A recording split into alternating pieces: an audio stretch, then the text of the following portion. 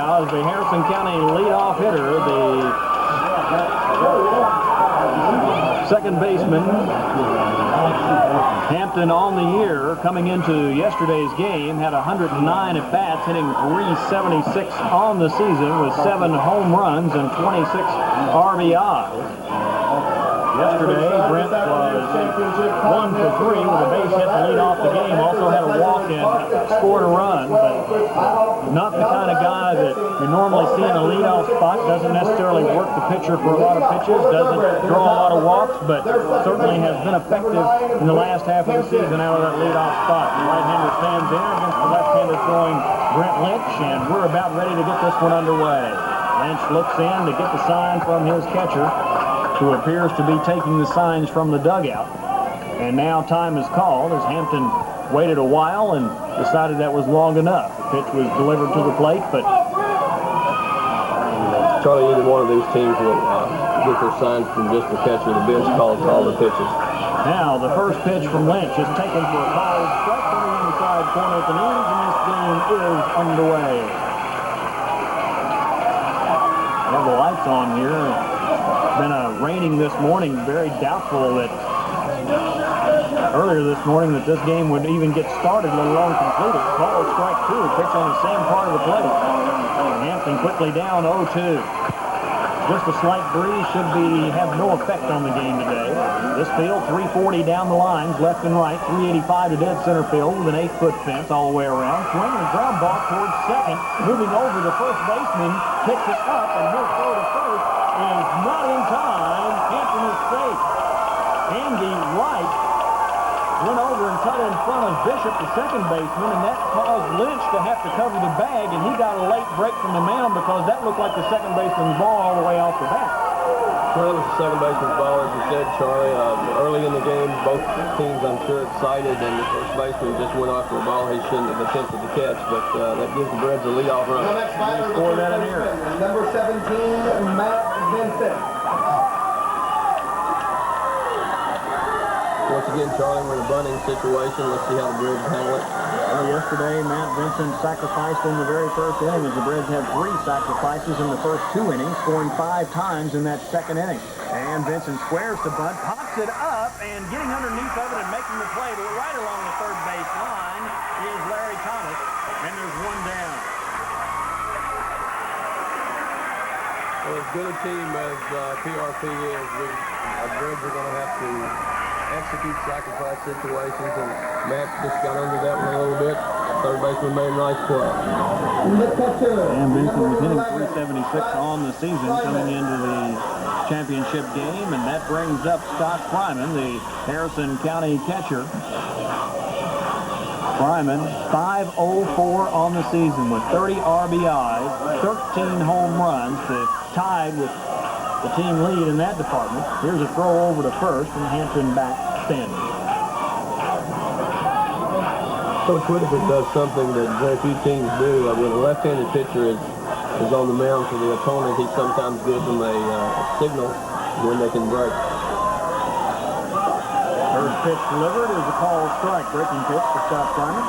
He uses a hand signal, drops the hand. He doesn't indicate that he's going to do that right now, but I know it was effective against Madison Central when they used a left-handed pitcher in the sectional. He's in the third base coaching box, and that gives him the same view as the left-hander as a right-hander would get. And there he goes, and they had the pick off to first base. Hampton commits to second and makes the throw down in time, and that eliminates the base runner for Harrison County. So it's scored Lynch to right to Bishop, 1-3-4. They're 2 down in the inning. Well, you know, they had the hand signal on that time. I don't know whether Brent broke before the hand movement or not, but if he didn't, then I'm sure Coach Whitaker would take the blame for that one if it was the wrong time. So now 2 outs. Nothing happening for the Reds here in the top of the first inning, and Scott Fryman with an 0-1 count. And the pitch from Lynch is down low for a ball. And here in the first inning, Lynch has pitched ahead of the batter. Very important. In this type of game, if you're the visiting team, you'd like to get something going early and get on the board before the other team even gets a chance to get into the dugout. Of course, it goes without saying the Reds have never been behind in the sectional or the Final Four here. Pitch just low for a ball, 2-1. Having gotten 3 shutouts from their pitchers, makes it pretty easy when you hit. It's ready, and the 2-1 to Fryman. Breaking pitch, swung on, grounded back up the middle by the pitcher, and through into center field for a base hit. Fryman with a big turn at first, but he'll hold right there as Eric Purdon in quickly to pick it up. That was almost a seeing eye hit. Hit it just far enough to the right-hand side of the pitcher that he was unable to glove it, and back up the middle and into center field for the Braves' first hit. And they'll bring Dion Newby, the Harrison County right fielder, to the plate. Newby, 504 average on the season with 56 RBIs to lead the team, and tied with the team lead for home runs with 13.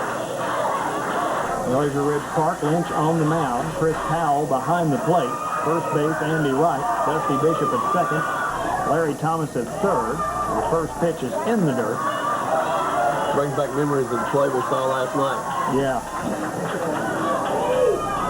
I pitched in the dirt last night on a steal, and the PRP catcher blocked it up, lofted it down to second. The shortstop acted as though it was a pop fly, and the Boyd County runner got up, went back to first, and it's just something that you never see, but it still works for the Panthers right now. Same kind of pinch. Brad Burns at shortstop will get the outfield after this next pitch. High and away for ball 2-0. Mike Gephardt in left, Eric Burden in center, and Sam Smith in right.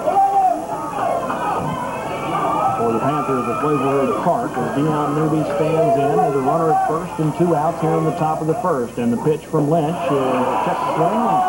Misses outside for ball 3. It appears that Brent Lynch is being obviously very careful about the kind of pitches he delivers to one Dion Newby, the Gatorade Player of the Year in the state of Kentucky.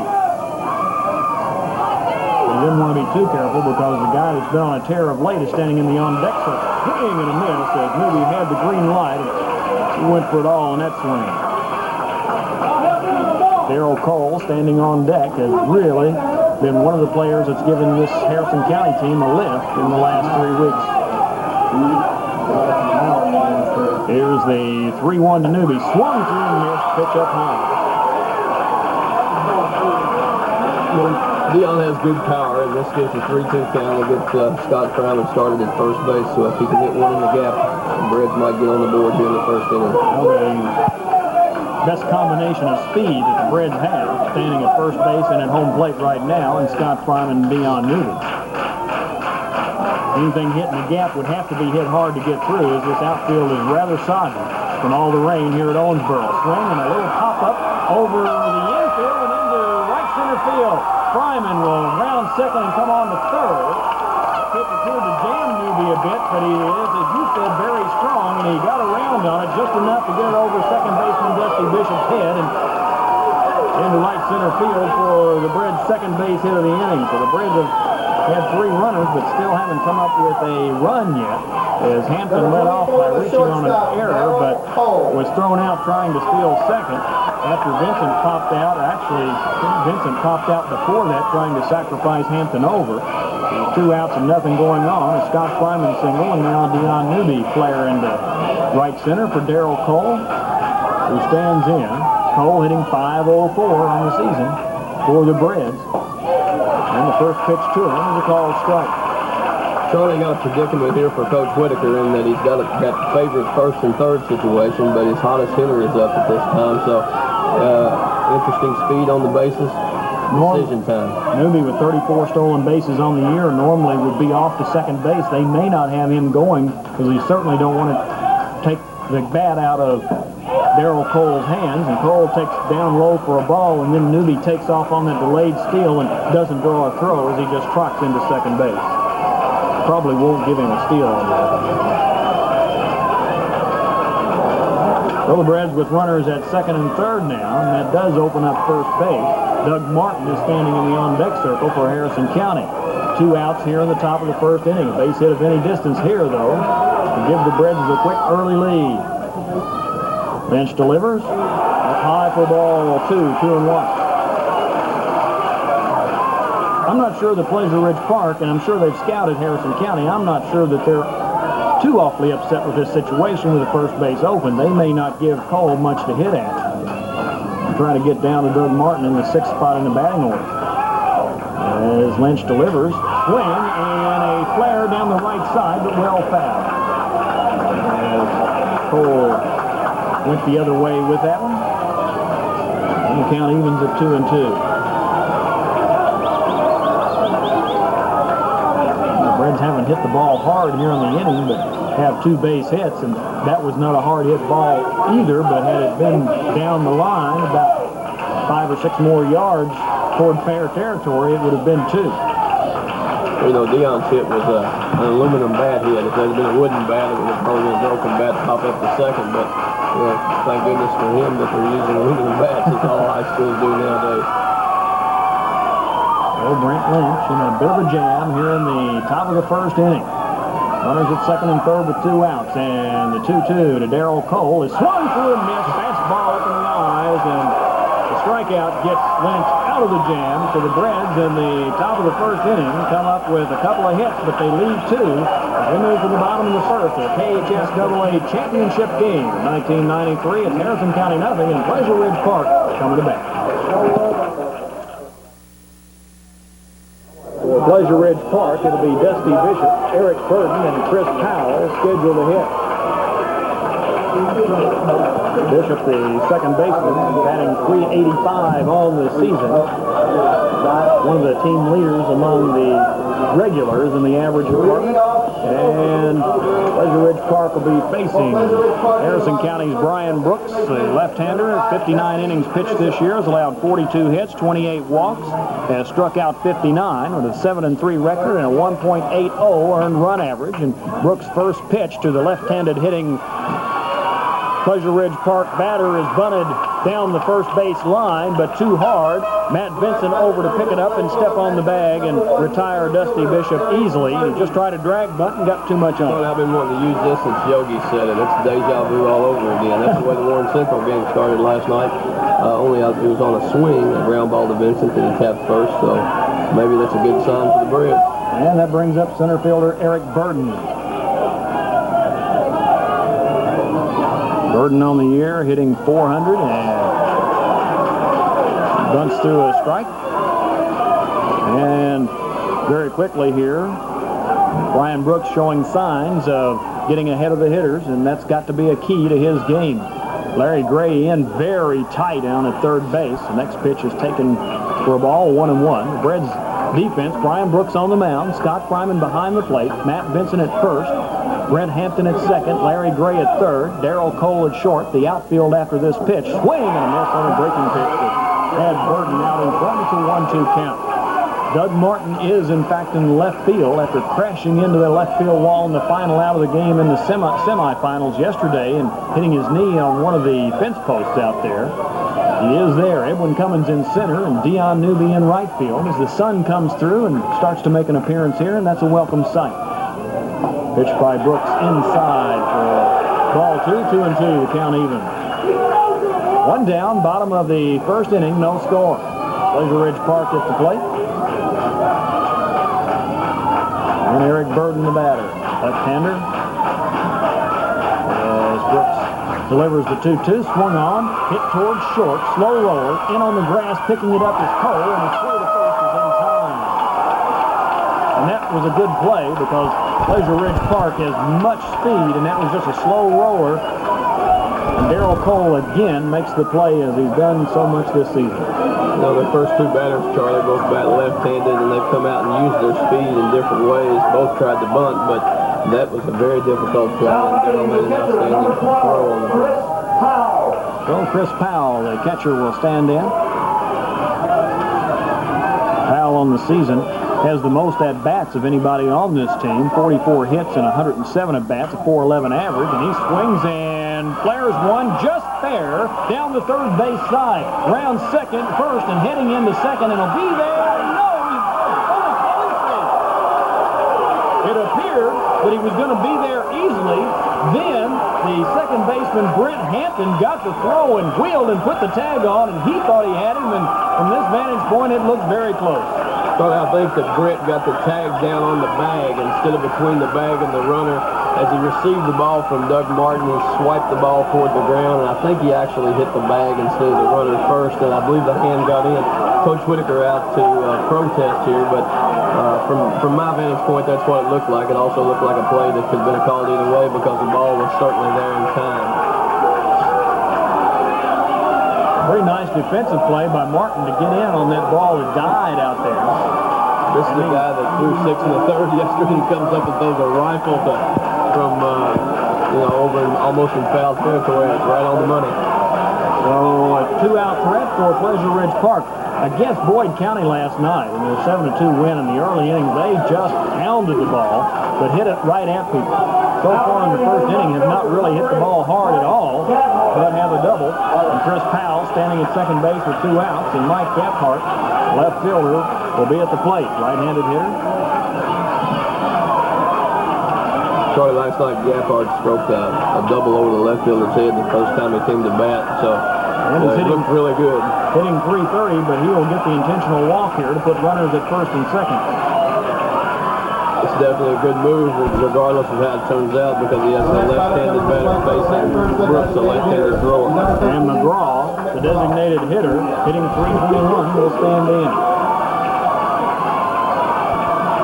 So 2-out double by Chris Powell, an intentional pass to Mike Gephardt. Runners at first and second, and Todd McGraw at the plate. Brooks checks the runner, delivers, swung on, and fouled back to the screen. Strike one.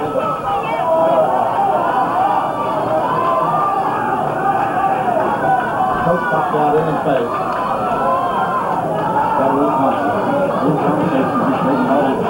Brooks Pleasure worked up by all. with the ball. Runners not being held at first or second really, but here's a throw over as the Brads sneak in behind, and they pick him off. Matt Vincent, playing behind the runner at first, sneaks over and gets to the bag before Gephardt can get back, and the Brads pick off Gephardt to end this inning. And that could be a big emotional lift for the Thoroughbreds. For Pleasure Ridge Park, they wind up with 1 base hit. They leave 2 on in the inning.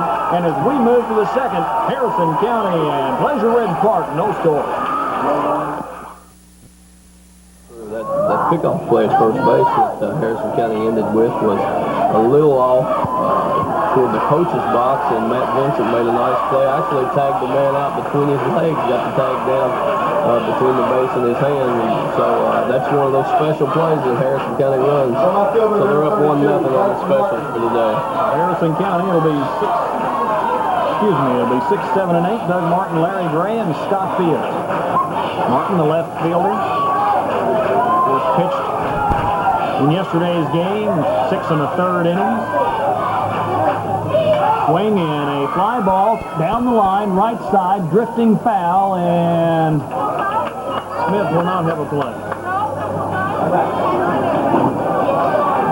So Martin behind 0-1 on the count. Pitched 6 1/3 innings and then went to left field for the final 2 outs, and the final out of the game, as you all know by now, he went toward the fence on a fly ball and brought it in, and then ran into one of the fence posts and appeared to have done some real damage to a knee, but to say it was just a deep bruise, down low for a ball.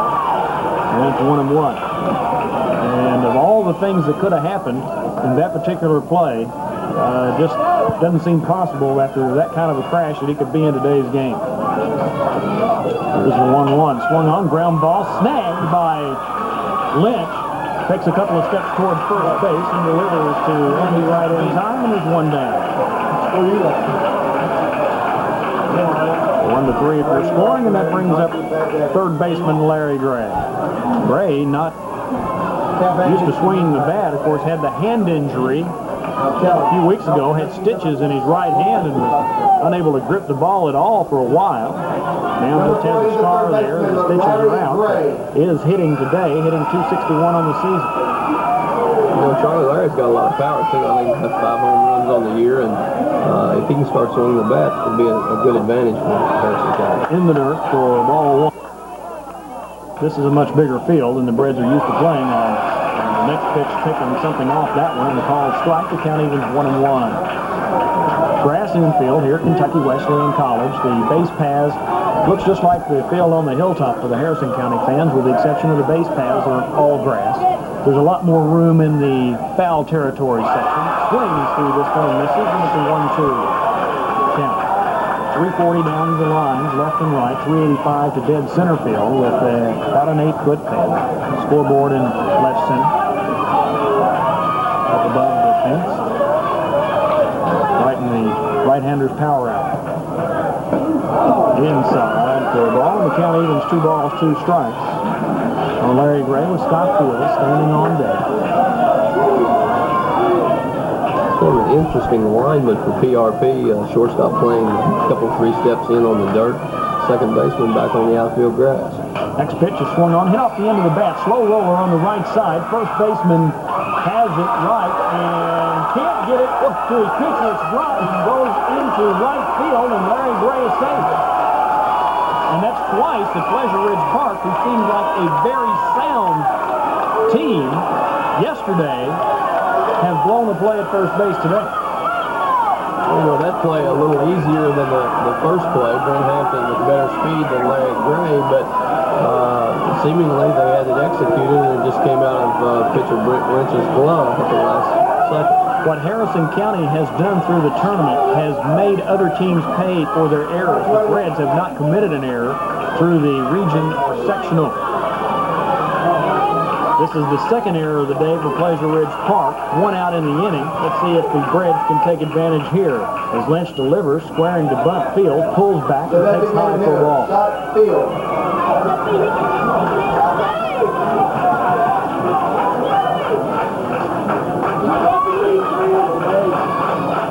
Gray would probably not be considered a high risk to steal a base. The runs could be of a premium, and even though there's 1 out, Scott Fields could have the sacrifice on, and he squares to bunt, but the throw is over to first base.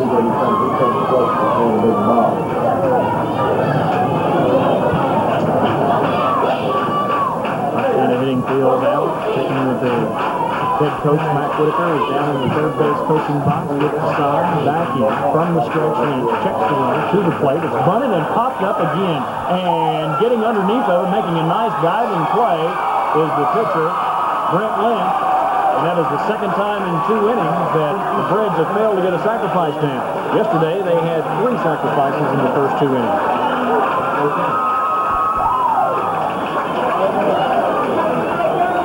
Well, you know, it puts a little extra problem to the Reds, because even though Larry Gray has played a lot this year, he lately hasn't been running the bases that well or that much, and so you want to get down a good bunt, and I'm sure that Scott Fields felt like he wanted to get the ball down and just got under it and popped it up. That brings up Edwin Cummins. Cummins, a 315 hitter, hitting in the 9th spot. Here's a throw over Gray back in time. Gray was sliding back hands first, and that ball was bunted. He was off and running, and once it was popped up, he had to hustle and get back to first base on the play. This is the first pitch delivered to Cummins, and it is a called strike. You know, Lynch has a very good move from first base. He holds his balance point, and if the runner commits to some of it, he, of course, can go either way, and he's picked off 1 Bred already and has Larry Gray very close to the bag. Check, and now he makes the throw over. Gray back standing this time.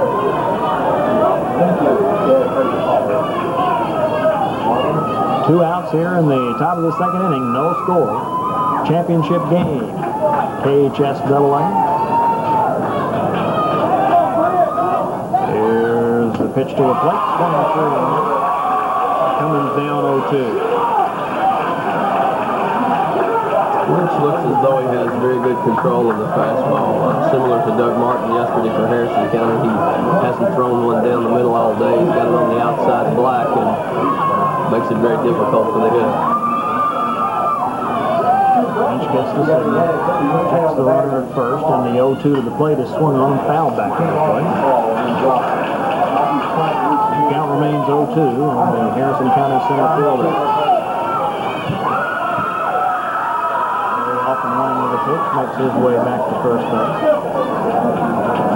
Actually, he was off and running with the contact. So Cummins stands in and calls time as Lynch gets ready to deliver, but holds on to this one. Last night, the Boyd County leadoff hitter took a lot of time at the plate. But today, it appears that Lynch has been taking his time as several Breads hitters have backed out on him. There's the 0-2, just inside. Just a 1-2 count.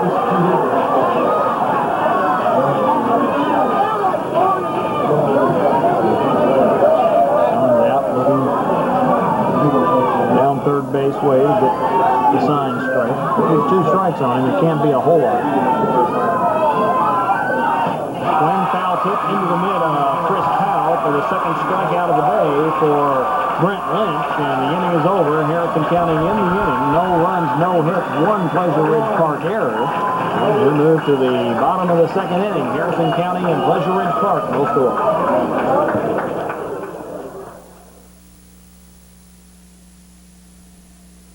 Charlie Garner along with Larry Allison and Jim Swimpert as well. As we move to the bottom of the second inning, Brian Brooks on the mound for his second full inning of work for Harrison County will face 6, 7, and 8. Chad Smith, Andy Wright, and Brad Burns.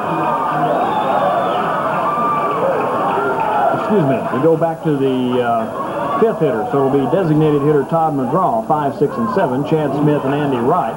First pitch is fouled at the plate for strike 1. As McGraw was at the plate in the first inning when Gephardt was picked off at first base, so he leads off the second. Behind 0-1.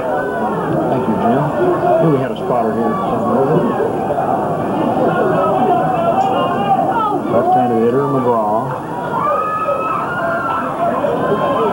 321 hitter on the season. Big breaking pitch that stays high and inside, and the County is 1 ball, 1 strike.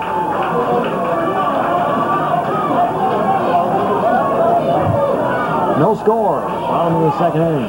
Championship game. Here's the 1-1. Line over the head of McGraw, and it's 2-1. In the ducks, it would have got it. And it almost hit his back. Sure did. That would be a charged mound job to make the league, wouldn't it? It would be this year. Even on a slow curveball. That's true. Here's the 2-1, swung on, pulled on the right side toward first base. Vincent has it, takes it unassisted. Second unassisted put out of the game for Matt Vincent. Got Dusty Bishop to lead off the game, and now Todd McGraw to lead off the second inning. And Chad Smith, the right fielder, will stand in. The right fielder, number 7, Chad Smith.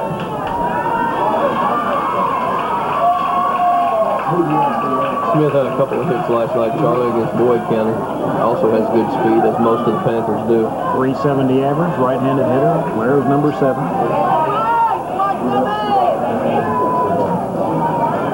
As Brian Brooks readies and delivers. Inside for ball 1.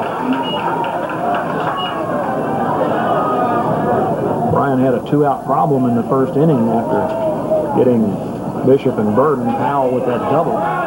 Wound up getting out of the first inning with throwing only 8 pitches. Here's the 1-0, bunted, but foul, and back out of play. Pleasure Ridge Park has that speed, and they are not bashful about trying to use it. Well, you know, Harrison County's doing the same thing tonight that they did against Warren Central. Larry Gray's playing about in on the grass, and probably by the time the hitter shows bunt is only about 60 feet from the plate, so he's taking more or less the third base line away from these hitters. And the 1-1 just high. The ball 2-1.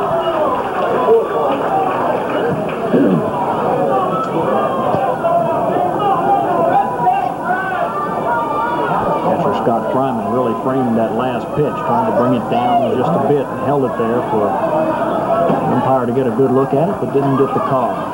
Brooks ready, and the 2-1. Call is struck. And it's 2-2. Pitch appeared to have Smith a little bit back on his heels. standing on deck for the Panthers. Pleasure Ridge Park's been to the Final Four 5 times. Harrison County 3, neither with a state championship. And Brooks thought he had strike 3, but doesn't get the call, and it's a 3-2 count.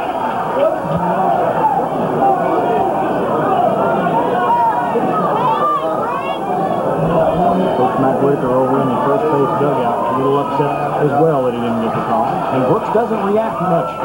Check swing, ball 4. They'll appeal to the first base umpire, and he says no, it didn't go. So the first walk of the game that's not an intentional walk given up by Brooks. And with 1 out, that brings Andy Wright to the plate.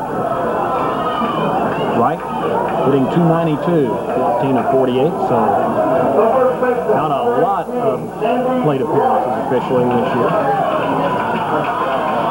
Playing first base today, right-handed hitter.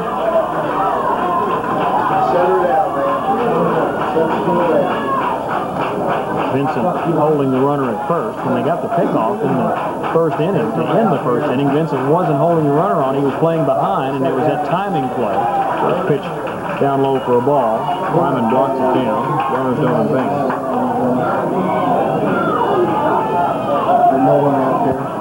Vincent came in behind the runner and just got to the bag before he did. As I said, it was a timing play. The ball was there. It's pretty easy to run with the left-hander. He moves on, or he throws on the first baseman's movement. Pitch, throw over, back standing. Smith. So many high school players don't think that since you've got runners on first and second, that you're worried about the man on first, and an advantage for you because sometimes they're asleep. Pitch is outside for a ball, 2-0. So Brooks pitching ahead in the first inning was finding himself falling behind the batters here in the second inning. He was walked 1 and behind 2-0 now to Andy Wright. You know, you get down into the bottom of the order, and as we talked last night, sometimes players become lookers instead of swingers, and that's definitely a disadvantage for Brian Brooks because he likes to make people chase bad pitches, and if they get a couple off the plate, they gain an advantage. Throw over, but Smith standing, back standing easy. Wright still with a 2-0 count as the sun comes out again here. Through the plate, misses outside, and it's 3-0. All of a sudden, Brooks having trouble finding his control. Harrison County, though, a team that, talking about aggressiveness, through the lineup is pretty aggressive, and Pleasure Ridge Park has that reputation. But here's a 3-0, called strike.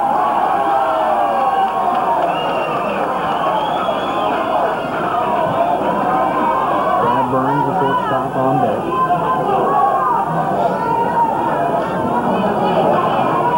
Smith gets his lead from first. And the 3-1, up high for ball 4. 2 walks in a row here in the inning. And Coach Matt Whitaker will make a trip to the mound to talk with his left-handed throwing Brian Brooks. Try to get him settled down just a little bit with Brad Burns headed to the plate for the Panthers at Pleasure Ridge Park. Burns, 57 at-bats this year with 23 hits and a .404 average. So a dangerous hitter out of that number 8 spot.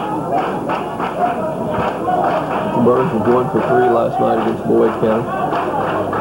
And with Brian Brooks having, Coach Whitaker wants home plate umpire to come out because I think he thought he had a couple of close pitches and he wants to let him have a little message too. Well, Brooks thought he had a strike 3 on Chad Smith and wound up walking him, and as I say, Brooks doesn't react a lot to umpires' calls, so I feel like he really thought he had that pitch to have made the reaction he did on the mound. Let's set the Harrison County defense once again for you. Brooks on the mound, Scott Lyman behind the plate, Matt Vincent at first, Brent Hampton at second, Larry Gray at third, Darrell Cole at short, Doug Martin, Edwin Cummins, and Dion Newby left to right around the outfield.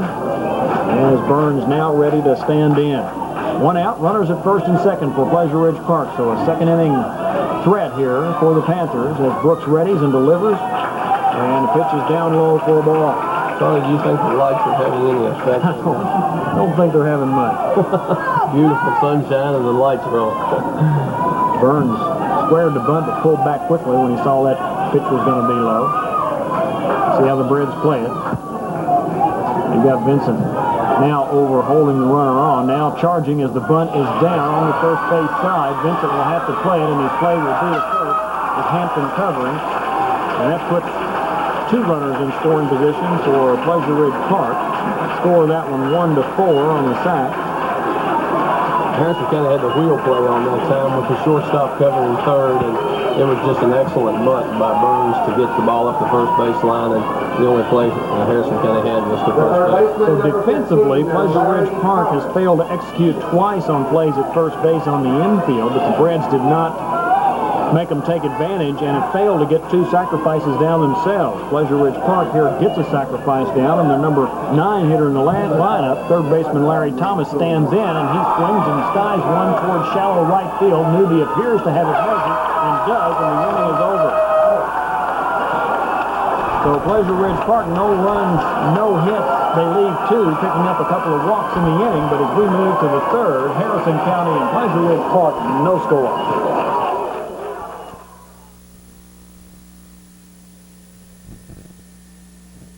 For his third inning of work for Pleasure Ridge Park is Brent Lynch. As the Braves have turned the order over, and it'll be 1, 2, and 3. Brent Hampton, Matt Vincent, and Scott Fryman. Hampton reached on an error to lead off the game, but then was picked off first base. Actually committed to second and was thrown out at second, but they had the pick off on at first to get him out. The Braves later in the first inning had a couple of base hits. And Lynch's first pitch to Hampton is in the dirt. Back to the screen, it's ball 1. There was something unusual for Brent the first inning. He got an 0-2 count before he swung the bat. Usually he's very impressive, and I doubt that he'll take a couple of strikes this time without seeing. Lynch, through 2 innings, has thrown 33 pitches. Harrison County's pitcher Brian Brooks has thrown 26. Swing and a miss on a pitch he pulled the string on there, and it's a 1-1 count.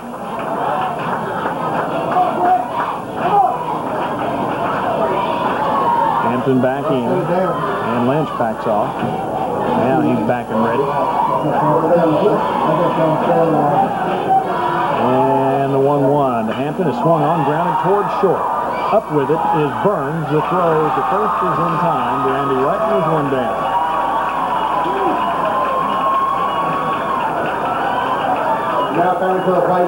Could have been the best hit ball of the day. Right at the shortstop. And had a nice hop up for him and a good play. Matt Vincent, who tried to sacrifice, but popped up to third baseman Larry Thomas in the first inning. Will stand in with 1 out. Nothing going on for the Thoroughbreds here in the top of the third. So far, this has been what a state championship game should be. 2 good teams going at it, and nothing game. 3 total hits in the game. 2 by Harrison County, 1 by Pleasure Ridge Park. Breaking pitch taken, called strike on the inside corner.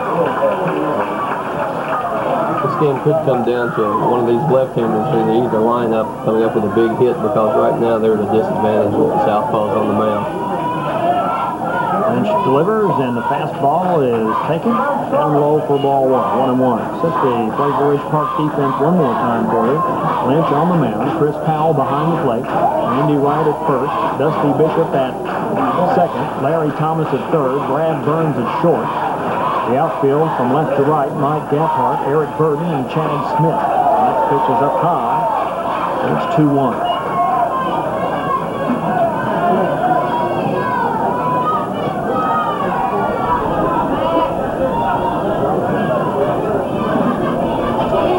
Vincent takes his time getting back in. Now ready. And Lynch from the line. The 2-1 to Vincent is outside. That's a 3-1 count. Well, a walk for Vincent would then throw the advantage in Harrison County's way, because, as you say, a left-hander would have worked his way on the base. And the 3-1 is down low for ball 4. First walk of the game given up by Lynch. Vincent has an excellent eye. He sees a lot of pitches every at bat, and did a good job to work the walk there with 1 out.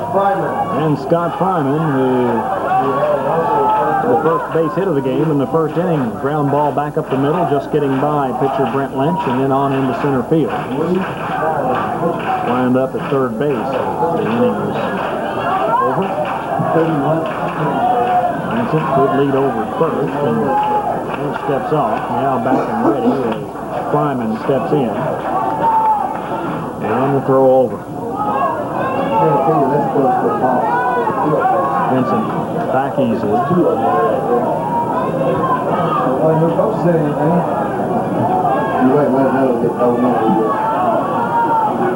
Fryman out of the batter's box and taking some swing. Loosening himself up, just taking his time, letting Lynch wait there. Now in and ready. Vincent with the lead and the throw over, and get back standing again. Vincent hasn't been fooled by Lynch's first couple of moves to the first base side. He's been back easily both times. Gets himself a pretty good lead. There's another throw over, and again, Vincent back easily. 3 straight throws to first base by Brent Lynch, so the Panthers obviously concerned about what kind of a play the Reds might have on him. And it appears that runs could be at a high premium today. Breaking pitch taken for ball 1, Scott Fryman. I know that hitters like Fryman, Newby, and Cole are wanting to get up there and really make something happen, but also important for them to be patient in this situation and make sure they get the pitch they want to hit. He's working very deliberately, so that's a disadvantage for the batter. I mean, he's not in a rhythm, so it takes you out of the rhythm, but Harrison County has a good situation here, 3 and 4 after the man on, so Coach Whitaker's options are many. He can do a straight steal or hit and run, or actually, I don't think he would, but he could have Scott Turner and drag and try to beat out a bunt.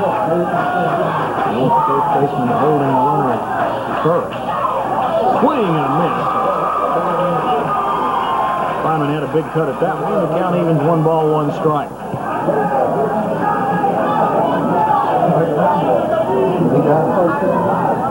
Well, you wouldn't think they were calling for rain right now the way it looks out there, but as you know, in Kentucky, and we found out in western Kentucky as well as in central Kentucky, things can change real quickly. We had some rain this morning here in Owensboro. There's a throw over, but time had been called by the home plate umpire well in advance of that. When it came time to check out of the hotel, and it was raining, and very iffy as to whether this game would be played or not, so everybody was scrambling, making sure that they could get reservations for tonight as they were planning on coming home. Here's a bunt on the left side. Pitcher Lynch throws it away. And everybody's safe, and coming on to third is Vincent, and they're waving him home, and now they stop him. And he slips down and has to hustle back to third base, but the Reds have runners at second and third with 1 out here in the inning. Nice bunt by Fryman. I think it caught him a little bit by surprise after he had taken the home run cut at the strike he had seen before that. Lynch hustled off the mound and then just threw it over the head of Andy Wright, and the ball went on into that wide foul territory here at Kentucky Wesleyan Field. Well, this is an identical play to the play that broke the Boys County PRP game open last night. Boys County's pitcher made the same type of throw. I think at the time it was 1-0, and PRP scored 2 runs on it and went on to win 7-2. And the third error of the game now by Pleasure Ridge Park. And they're going to intentionally walk Dion Newby to load the bases for Darrell Cole. And we've seen this before, and Darrell Cole has been very hot of late. Darrell Cole's extremely dangerous right now because he struck out the last time at bat. He's the type of competitor that's not going to let that happen again if he can do anything about it. So the Harrison County shortstop looks down and gets instructions from his third base coach as he gets ready to stand in and face Brent Lynch. So with 1 out, the bases loaded here in the top of the third inning. The Reds, with a base hit of any distance, could take a 2-run lead. Darrell Cole hit a triple in the gap to right center field yesterday and scored the Reds' 6th run of the game. The Reds winning 6-0 over. Yeah, here's a base hit into right center field again.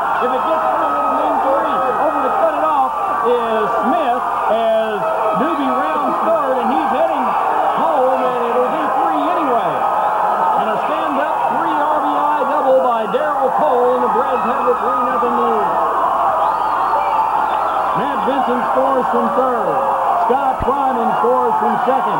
Newby scores all the way from first base easily without even drawing a throw, and Darrell Cole stands at second base.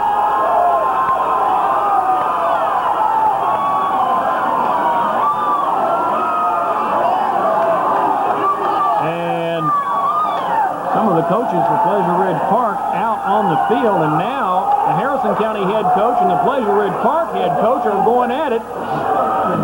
Pretty good out there. Looks like a major league umpire manager type of argument, and I can't understand what they could be getting on each other about.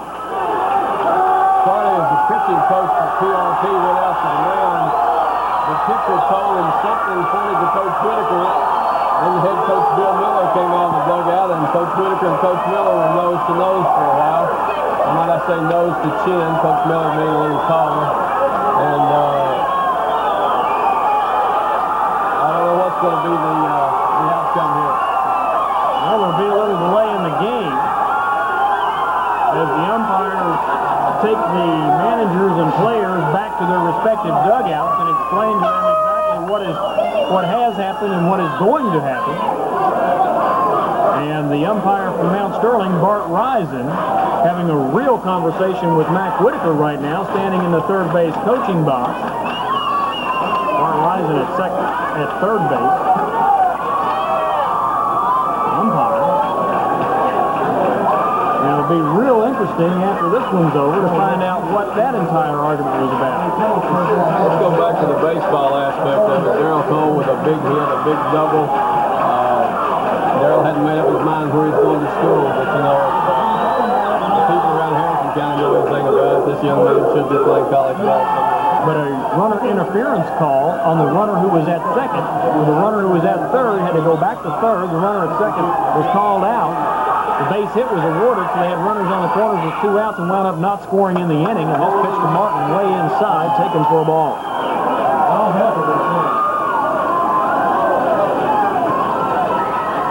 Well, you know that Pleasure Ridge Park has a bit of frustration having been to the final 4 or 5 times without a win, but you got to remember in the last 10 years the Breds have been here 3 times without a win in the championship game. Martin takes the ball 2. I say to the final 4 or 5 times without a win for Pleasure Ridge Park. That is not true. They've been to the championship game 3 times without winning it. They've been to the final 4 or 5 times. So Cole takes his lead from second, and Martin fouls this one back to the screen. It's a 2-1 count on the Harrison County left fielder who grounded back to the pitcher to lead off the second inning. Harrison County leading 3-0 here in the top of the third inning. 3 RBI double to the gap in right center field by Darrell Cole.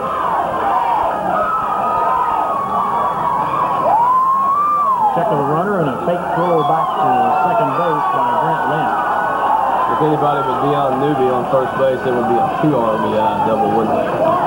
Newby was picking them up and laying them down from first. Well, he wasn't being held on, so he had a pretty good lead, but he didn't even draw a throw. He just walked across. Here's a swing and a foul ball pulled down the left side. Down even 2 balls, 2 strikes. As he was about halfway down the third base line toward home, he pulled up because he knew the throw wasn't coming.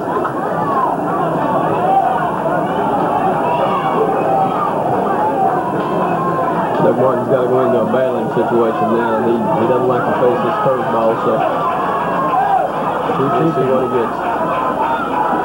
Lynch checks the runner, and the 2-2 is swung on and fouled back out of play.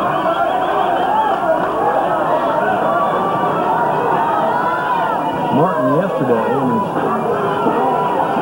3 at-bats, had an infield base hit, a fielder's choice, and a strikeout. But in 2 situations, he had 2 strikes and fouled off several pitches. Here he fouls off a 2-2 pitch.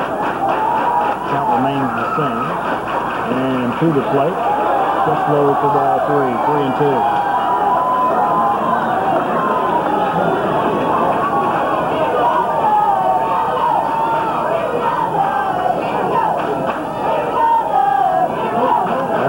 Standing on deck. And the 3-2 to Martin, swung on, a ground ball, hard hit, but right at shortstop Brad Burns. He's up with it, and the throw over to first is in time. Score at 6-3. There's 2 down in the inning now, and Cole has to hold at second base. Both outs this inning have been hard ground balls for short. The third baseman, Brent Lynch not fooling anyone right Larry Gray. And Larry Gray, who reached on an error in the first inning, or second inning, 0 for 1, will stand in with 2 outs, and Darrell Cole standing at second base. Harrison County about 3.5-hour to 4-hour drive down here, but a good contingent here for this state championship game. Pleasure Ridge Park with a pretty good contingent as well, and here's a ground ball just fouled on the right side. Way behind, 0-1.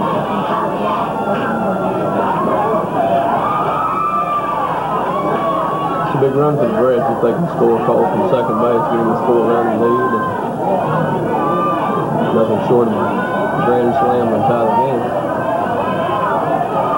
Well, Gray checking with Matt Wicker down at third base, back in now.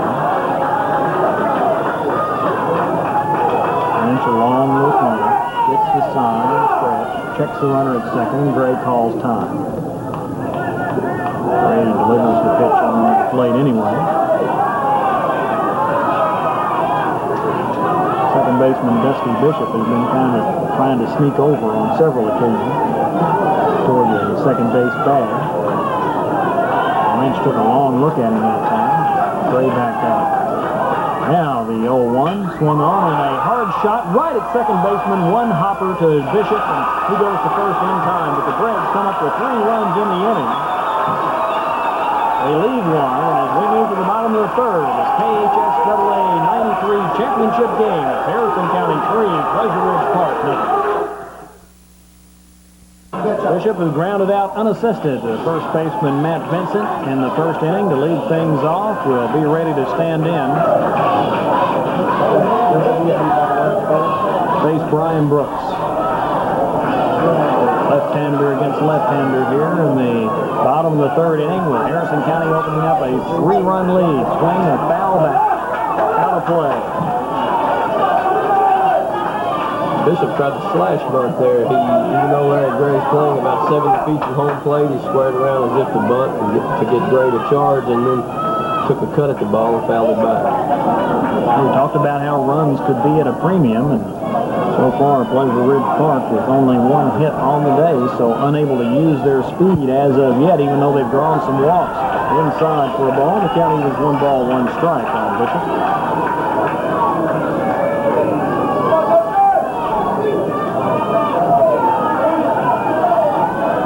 Brooks walked 2 in the second inning.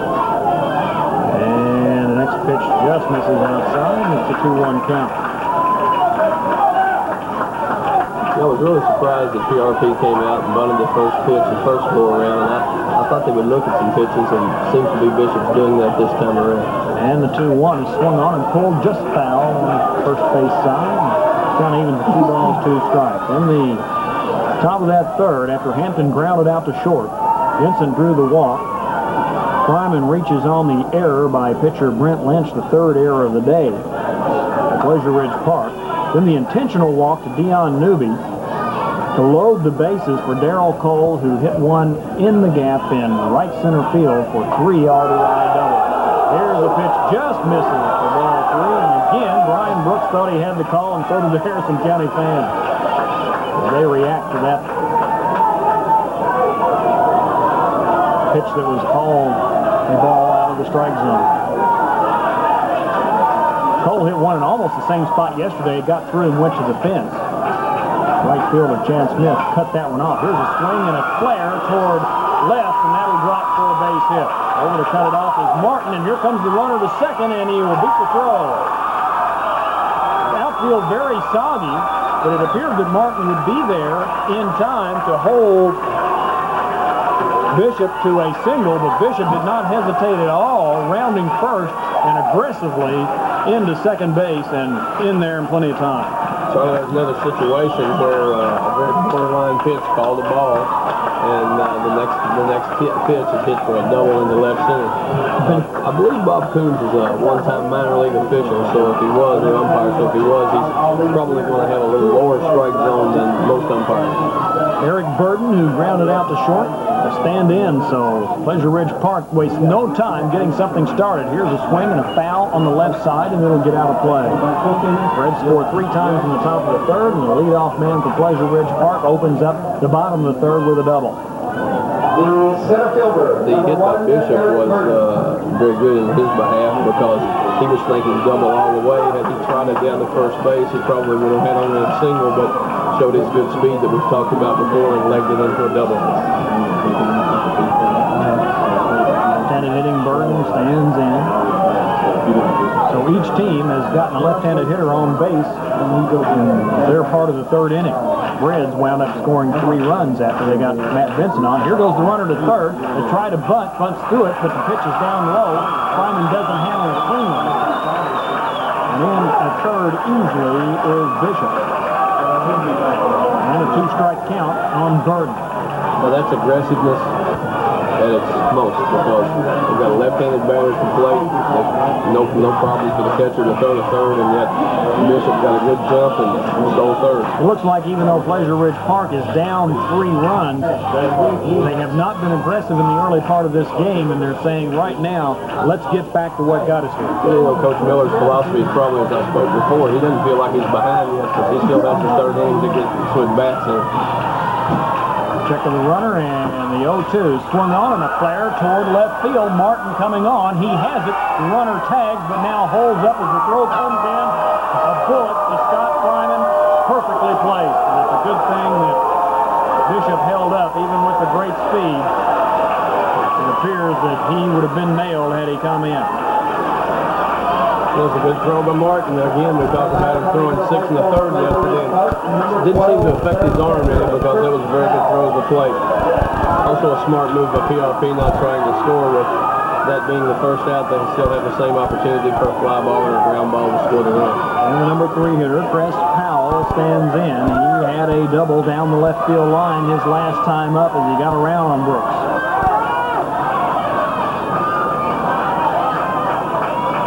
Started to say with nobody out and the man on third that long string of goose eggs might be about to end, but maybe the Reds with a good pitching performance can get out of it. Reds through the sectional and first game here in the state tournament, not allowing a run. 3 shutout games, and this almost appeared to be a pitch out. Fryman was back in. It's a ball 1 count.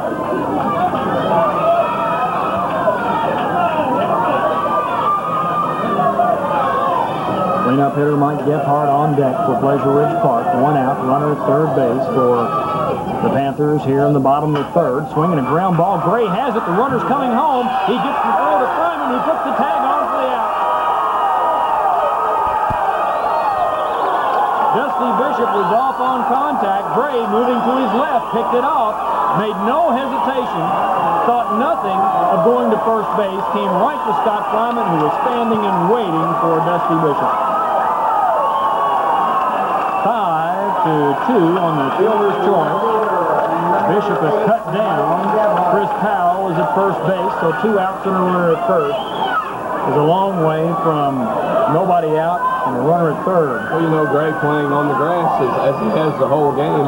Had an easy throw to the plate. If he's playing back, that's an easy run from PRP, and I think that that was the same hitter that bounced the double over his head last time. Well, if that ball gets by him, even if Darrell Cole makes the play, it's an easy run. So Gephardt, who was intentionally walked and then picked off first base to end the first inning, stands in. He swings through this one for a strike as Scott Fryman fakes the throw down to first base. Gephardt was aggressive with that swing. 2 out, runner first for the Panthers of Pleasure Ridge Park. Reds leading 3-0. Really pulls the swing on this pitch, and Gephardt swings through it for strike 2. That ball had to look like a grapefruit coming up there. Yeah, Charlie, Brooks throws 4 pitches for sure, and I'm not so sure that wasn't a fifth, but he throws a good fastball and slider and a curveball and the change, and he's taking speed off of all those pitches today, and it makes him real tough to hit. Well, the Reds have a reputation of being a fastball hitting team, and Pleasure Ridge Park the same. And check swing in the dirt. Fryman blocks it. The runner takes off for second. No throw. Foul down at second base. Check of the runner from the stretch. And the 1-2 is swung on and grounded toward first. Vincent scoops it up, and he'll take it unassisted to first. And the inning is over. So Pleasure Ridge Park, a leadoff double to no avail. They leave one, and as we move to the 4th inning, Harrison County 3, Pleasure Ridge Park 0. As we move to the top of the 4th inning, Harrison County will send Scott Fields, Edwin Cummins, and Brent Hampton 8, 9, and 1 to the plate to face Brent Lynch on the mound for his 4th inning of work. In the first pitch, a called strike to Scott Fields, who popped up to the pitcher trying to sacrifice his first time up in the 2nd inning. Reds lead it 3-0. Swing and a foul back to the screen. And it's 0-2. Just to recap the top of the 3rd inning for you, Dusty Bishop led off with a triple. Stole third base. Eric Burden with a fly to left field, shallow left field, the runner unable to score. There's the 0-2. Swung on and missed for strike 3. That's the 3rd strikeout of the day for Lynch. That'll bring up Edwin Cummins, who struck out to end the 2nd inning. Then, Chris Powell hit a ground ball back to 3rd baseman Larry Gray. Bishop, breaking on the play, was thrown out at the plate. And then Gephardt grounded out unassisted to Matt Vincent to end the inning. Harrison County leading 3-0 as we move to the 4th inning. 1 out for Edwin Cummins. Lynch delivers up high for ball 1. 3 runs on 3 hits, 4 left on for Harrison County. 3 errors by Pleasure Ridge Park. The Panthers, no runs on 2 hits. They've left 4. Harrison County with no errors. Cummins squares to bunt, pulls back, takes the ball. And that's a 2-0 count. He got the infield moving when he squared to bunt.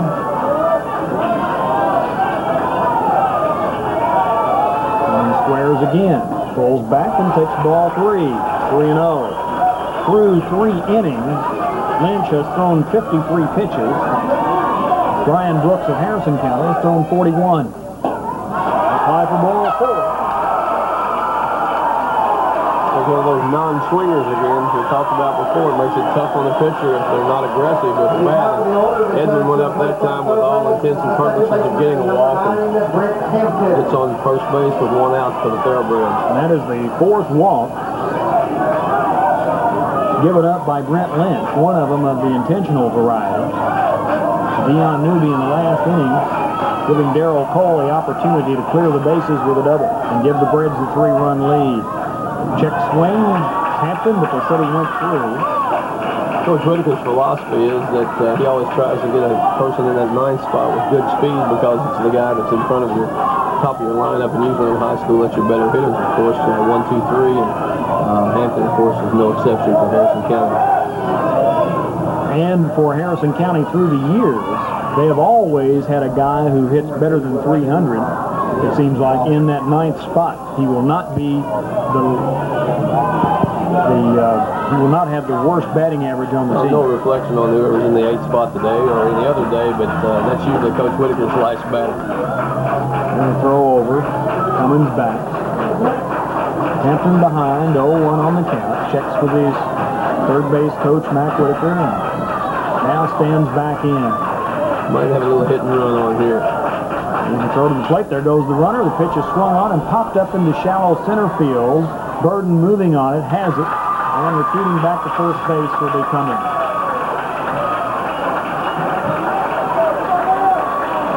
And there's 2 outs for Matt Vincent, who got all that 3rd inning started by drawing the walk. With 1 out. And Fryman reached on the air, and Newby drew the intentional walk, and Darrell Cole with the 3-run double.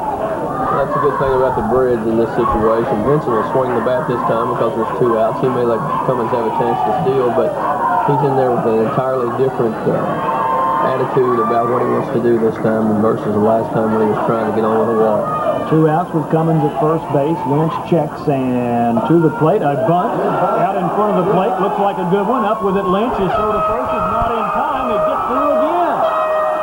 And here comes Cummins all the way to third base. So the Reds will have runners on the corner.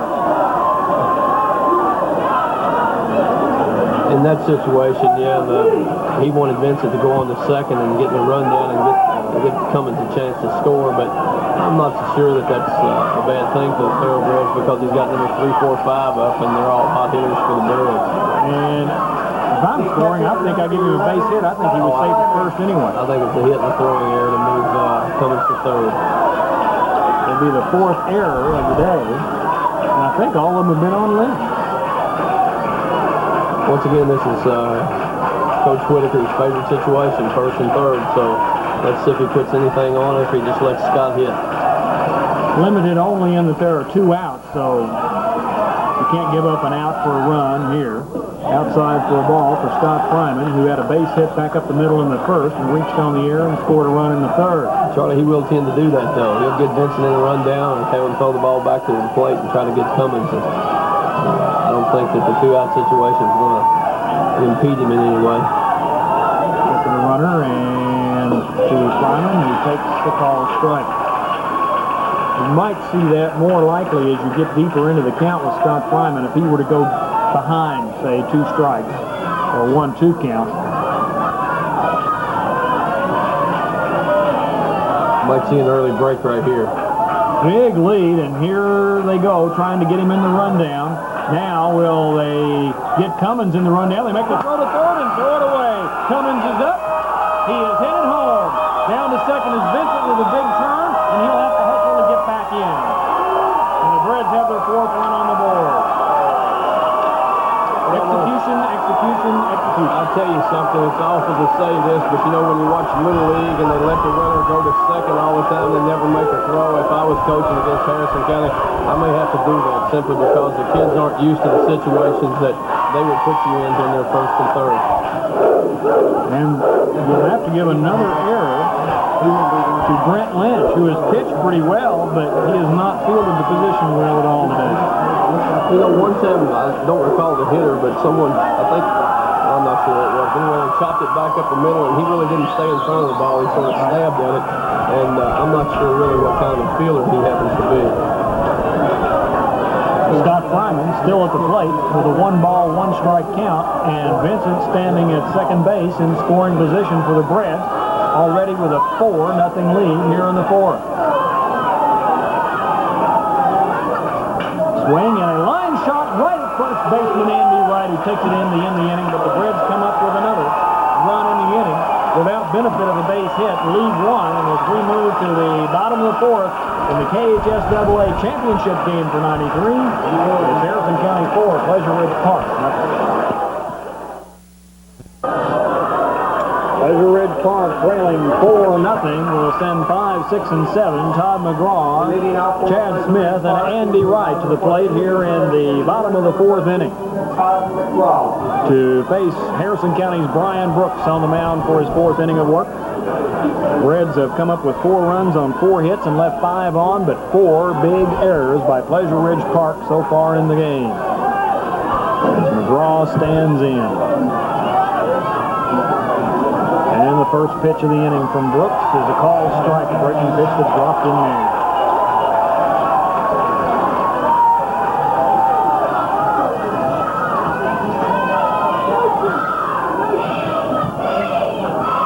Brooks are ready again, and the 0-1 just misses over for a ball, 1-1.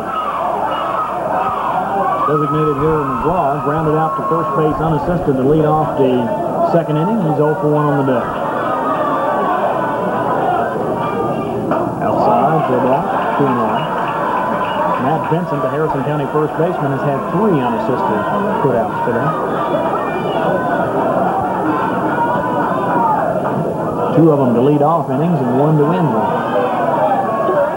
Here's the 2-1, swung through and missed. There's 2-2.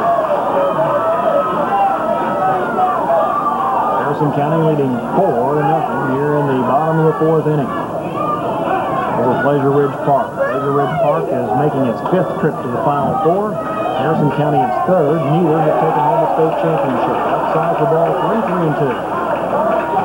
So one of these teams will go back home with the first baseball championship in school history.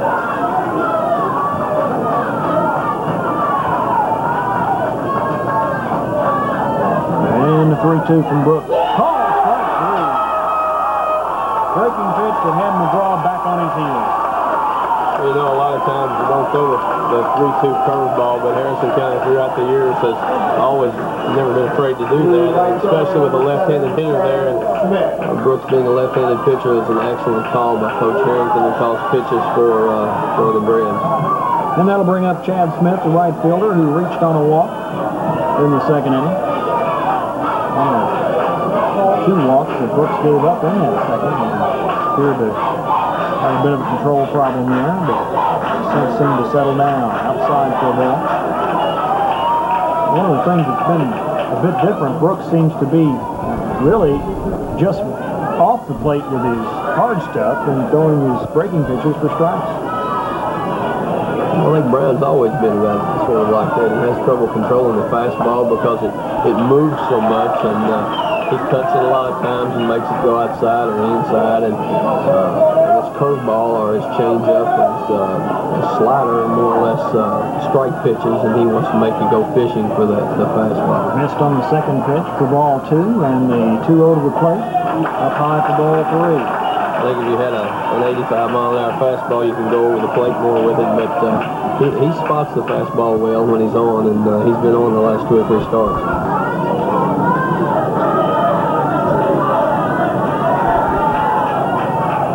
Brooks ready, and the 3-0 to the plate is called strike. Nope, ball 4.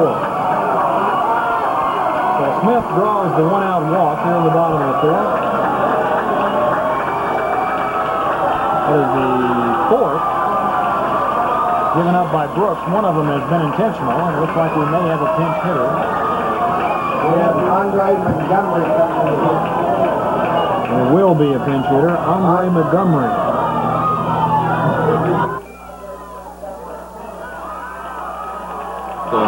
To find a lot of high school teams that can bring a guy hitting 400 or better off their bench, but PRP has one in Montgomery. Vincent holding the runner at first, check swing on the pitch to the plate, and it's taken for a ball, and they're asking for the appeal, and for the 3rd time today, the first base umpire says no. Not giving you that check swing strike. Consistency, name of the game. Just as we talked about Brooks settling down with his control problems, he went 3-2 on the first batter before striking him out. Here's a swing, a high pop-up, foul territory. Fryman appears to have it and down the first base line, about a 1/3 of the way takes it in. And there's 2 down for Brad Burns.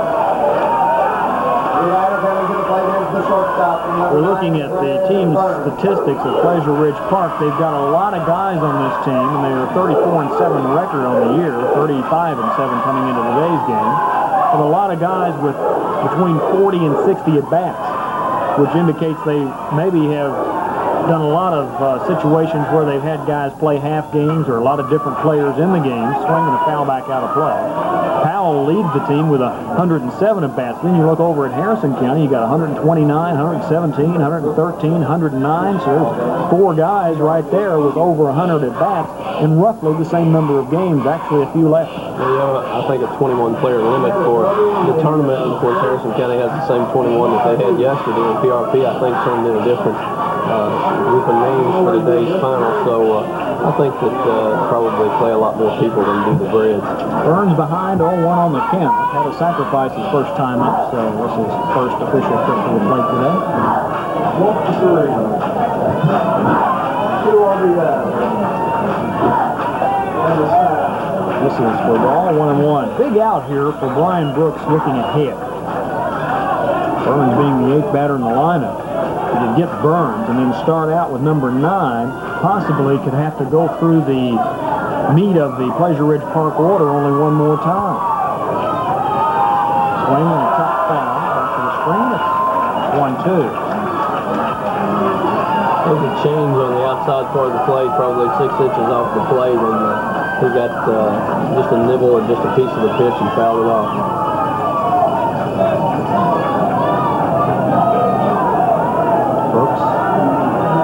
Brooks in for the sign. Vincent holding the runner. Chad Smith at first base. And Burns tired of waiting, backs out. If Harrison County were to hold on to win this state championship game after this pitch, 1-2 is swung on and fouled off. It would be the first boys athletic state championship in school history.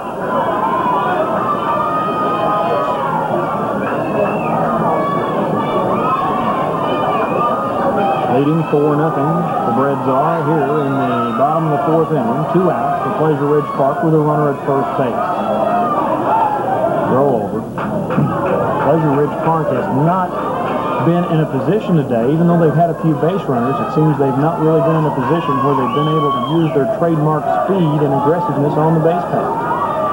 Well, I think number 1 and 2, first and second batters haven't gotten on. That makes a difference. Swing and a ground ball toward Cole. He has it. He'll scoop to Hampton for the 5th. Inning is over. Pleasure Ridge Park, no runs, no hits. They lead 1. Brian Brooks trying to fire up the Harrison County faithful as he comes off toward the first base dugout. As we move to the 5th inning, Harrison County 4, Pleasure Ridge Park.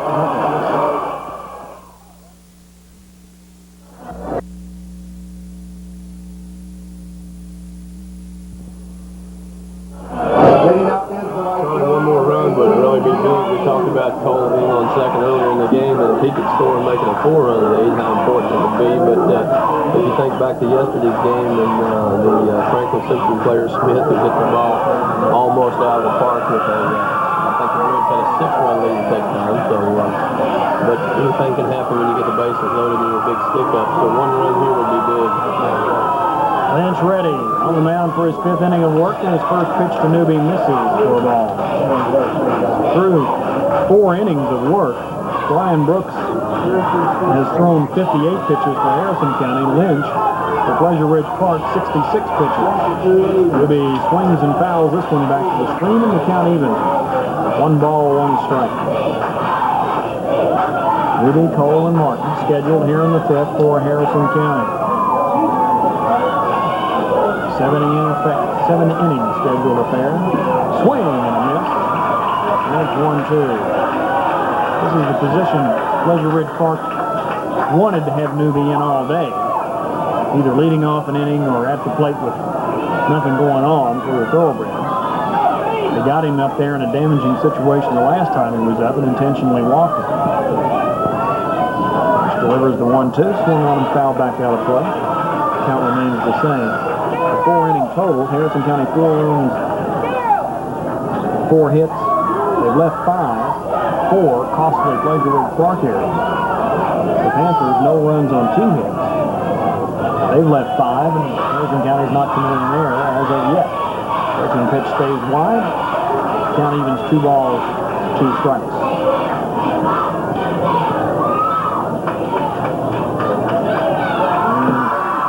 Defensive change. Montgomery does stay in to play first base. He pinch hit for Andy Wright in the bottom of the 4th inning. Swing and a ground ball toward third, backing on it, knocking it down. Now the throw to first, not in time. Thomas got over just in fair territory behind the third base bag. Did not field it cleanly, but I think it'll be a infield base hit. He bobbled the ball, Charlie. Not only did he bobble the ball, but he backed up on it. I think if he had fielded it cleanly, the strong throw that he came up with, he would have probably thrown down and out. So, the 5th error of the game on Pleasure Ridge Park. The first one on anyone other than Brent Lynch. Now we'll see what Coach Whitaker does here. This is not a bunting situation, at least I don't think it is as hot as Darrell is, and the speed that Newby has. First pitch to Cole, check swing, down in the dirt for a ball.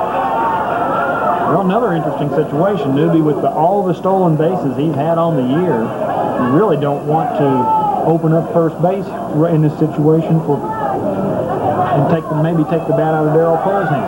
Yeah, but with no one out, it might not be a bad idea for the Braves if they could. They got the pickoff and they got Newby in the rundown. And he goes towards second. He tries to get around, and he's in there safe as he somehow got around the tag of Dusty Bishop and then to the outfield side of the bag, reaching back with his hands and getting to the bag. Mercy.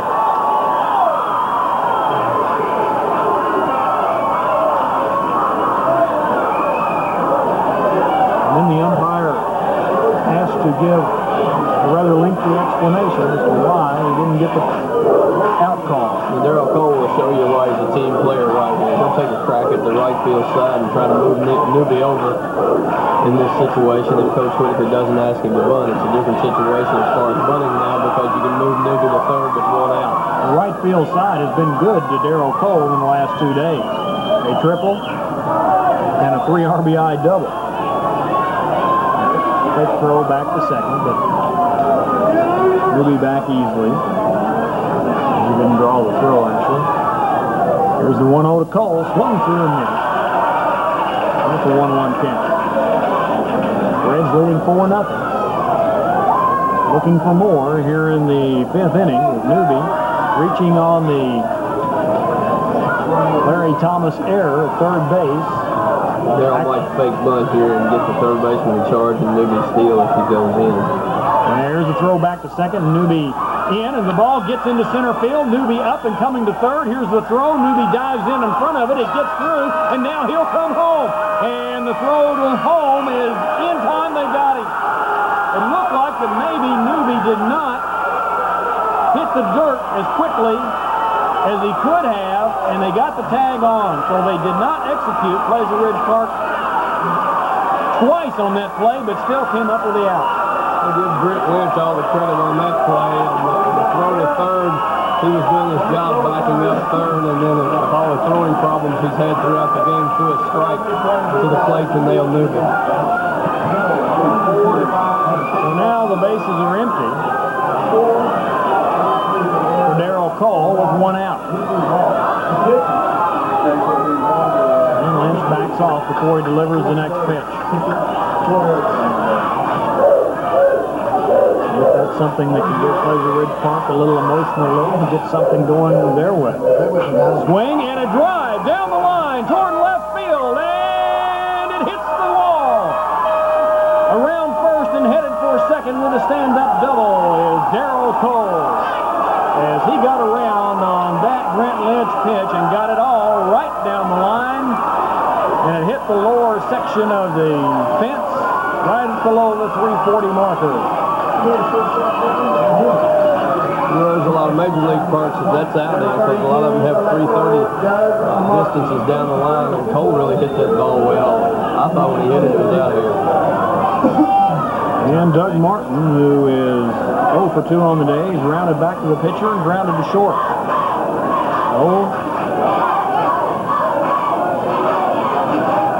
A 1-out threat now for the Braves with Cole in scoring position at second base. First pitch is swung on, foul back. Martin down 0-1.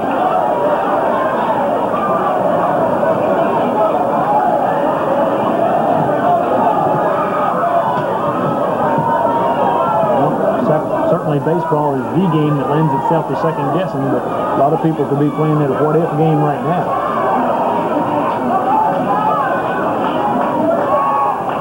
Fake throw back to second. As far as the play at third, I don't think Coach Whitaker told Newby what to do on the play. When he saw the ball get away, he got up on his own and tried to make the play. And give Lynch credit, he made a great throw. Yeah, he did, because it looked like Newby was home free. In the dirt. For the ball, 1-1. If you have time to second guess, you can sit back and say, well, gosh, if he had stayed on third, Bridge would have had another run now, but Darrell hadn't hit that ball, he might have still been standing there. Cole probably, here's the 1-1 up high. 2-1. Cole probably doesn't get that same pitch in the same location as well. Harrison County leading 4-0. Trying to tack on some more here in the 5th inning with a runner at second base with 1 out. 2-1 count. Squaring to bunt, pulls back and takes the ball off.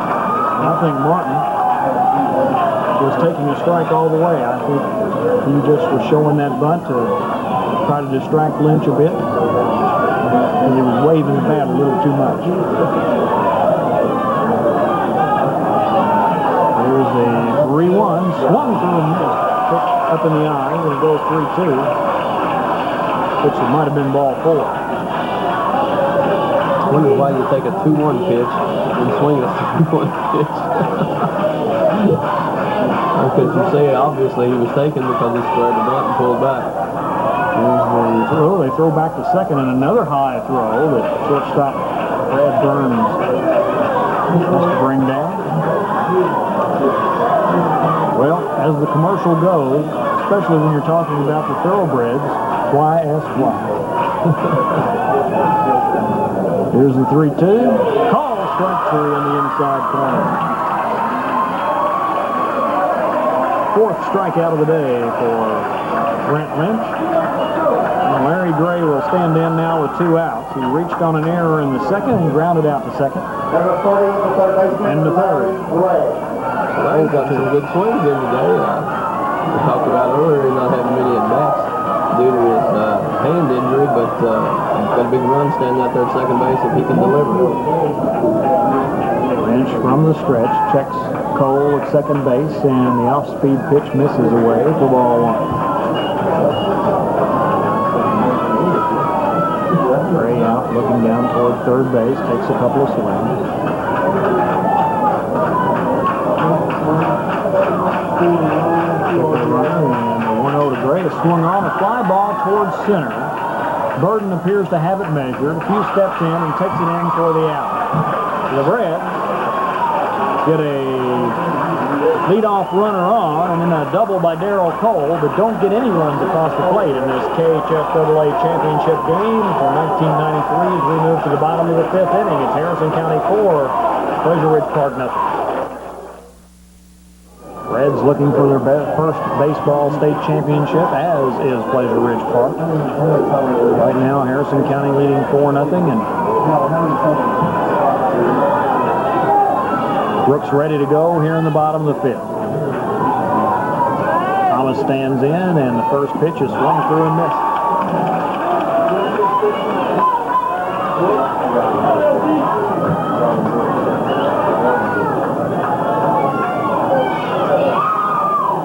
Brooks from the windup and to the plate. Down low for a ball, bounces in the dirt and back to the screen. Larry Gray over at third base in his usual position, well in on the grass as that pitch was delivered. Middle of the infield back. Brooks ready, and the 1-1 to Thomas is swung on and grounded toward third. Gray has it. His throw over to first draws Vincent off the bag, but he gets back in time.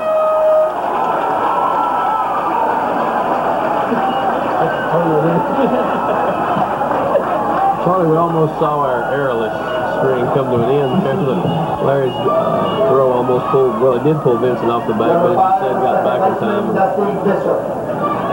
A very close call for the bridge. In the last 4 games, that is by far the closest thing that has come to an error for Harrison County, as they have been almost perfect defensively.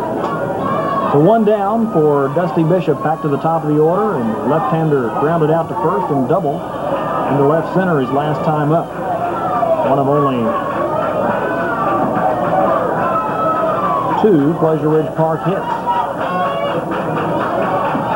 Down low for a ball in the first pitch from Brooks.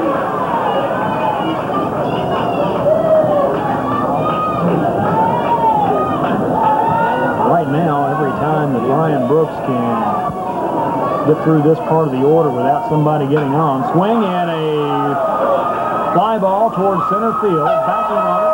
Cummins hauls it in for the second out.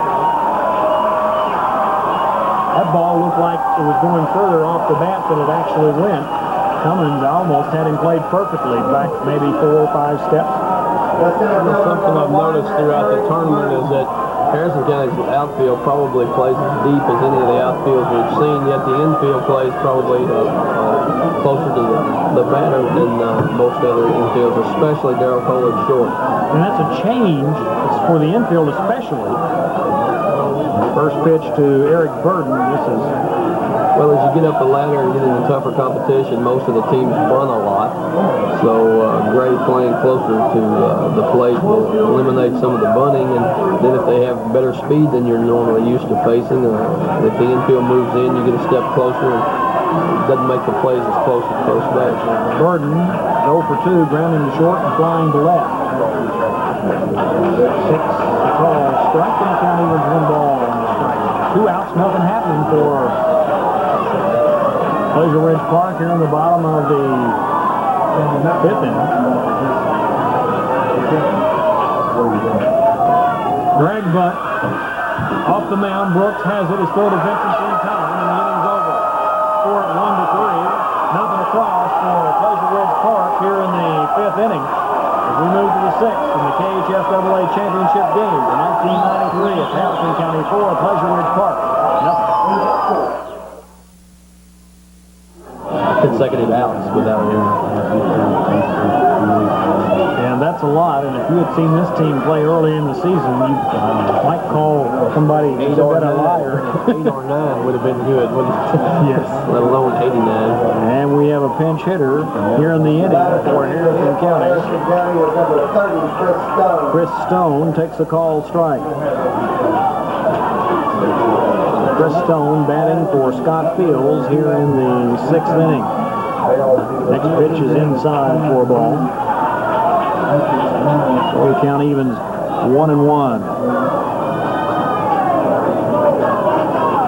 Stone on the year, a .346 batting average. And he swings and pushes this one foul down the first base side. It's a 1-2 count.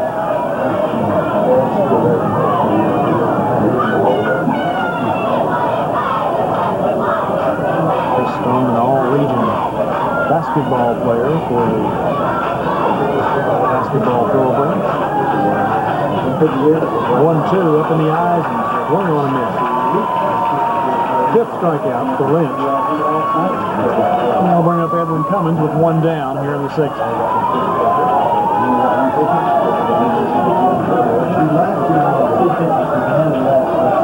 Good place for Edwin to try to drag Butt, Charlie. Third baseman's back. If he can get it down the third baseline, he might have a shot at it. Well, Montgomery at first base is way behind the bag if he can get it by the pitcher going that way. And he squares to Butt, takes it on the third base side. Lynch is off the mound, has it, and makes the throw to Montgomery in time, but Montgomery drops it.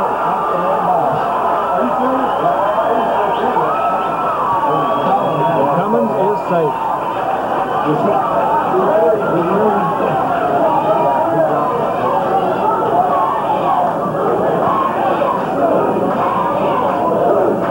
Execution again. There's the same play that the Reds had defensively in the top of the inning, the bottom of the inning, excuse me, and Lynch did his job, made a good throw, but first baseman just dropped it.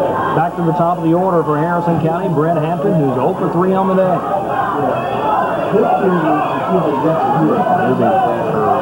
Cummins, a good lead at first, moving back as the pitch is delivered to the plate, however, and this is for a ball. The Reds, through the last few weeks, as they have put their game together so well, have damaged people from so many different ways. It's the mark of a good team. Here's a throw over, and it gets through Montgomery. Was it in the dirt? He goes on down to second base, does Cummins.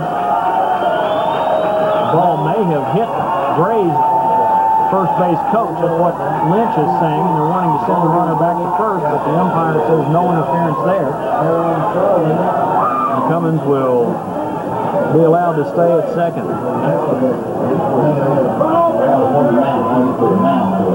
Another error on Brent Lynch.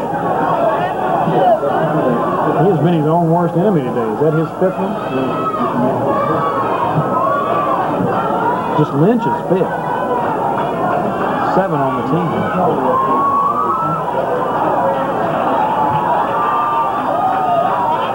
And all of Harrison County's opponents of late seem to have gotten bad cases of thrombolytis. Well, there's a case where maybe Lynch didn't want to make a throw at second. They had the daylight play on, and shortstop for PRP had cut in behind Edwin Cummins and had plenty of chance to pick him off, but Lynch reluctant to make the throw. Hampton still with an 1-0 count. Lynch delivers. Called strike from the outside corner to me. This is the situation that Hampton thrives on. He loves those runners in scoring position. Wouldn't surprise me if he doesn't get a base hit here and knock it around. Check to the runner. And the 1-1 swung on and tip foul. A 1-2 count. The pitching disparity in terms of number of pitches starting to widen a little bit. Through 5 innings, Lynch had thrown 82 pitches, 66 for Brian Brooks of Harrison County.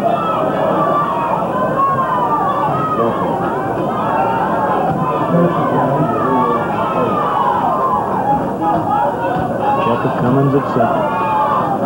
They're getting moving back toward the bag. Lynch delivers to the plate, but Hampton had already called time. No pitch. Harrison County leading 4-0 over Pleasure Ridge Park, KHSAA championship game, 1993. One of these teams will get their first baseball state championship, and this 7-inning affair is over. Here's the 1-2 up high, and the count evens 2 balls, 2 strikes from the Harrison County second baseman and leadoff hitter, Brent Hampton.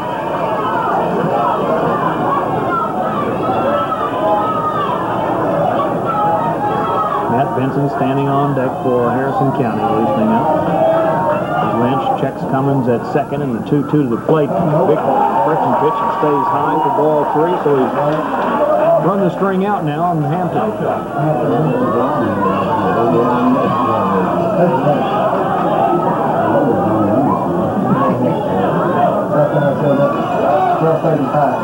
Check for the runner, the 3-2 swung on, fly ball toward left field, but Gephardt has it measured and takes it in, makes the throw back to second base, to Cummins back, and there's 2 down now for Matt Vincent. So Hampton hit it hard, but right at left fielder Mike Gephardt. Number 17, And that brings up Matt Vincent, who has an infield base hit, a walk, and a run scored. 1 for 2 on the day.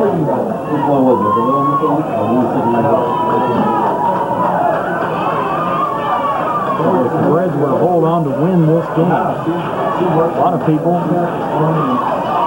thought that Darrell Cole should have been the MVP of the sectional tournament.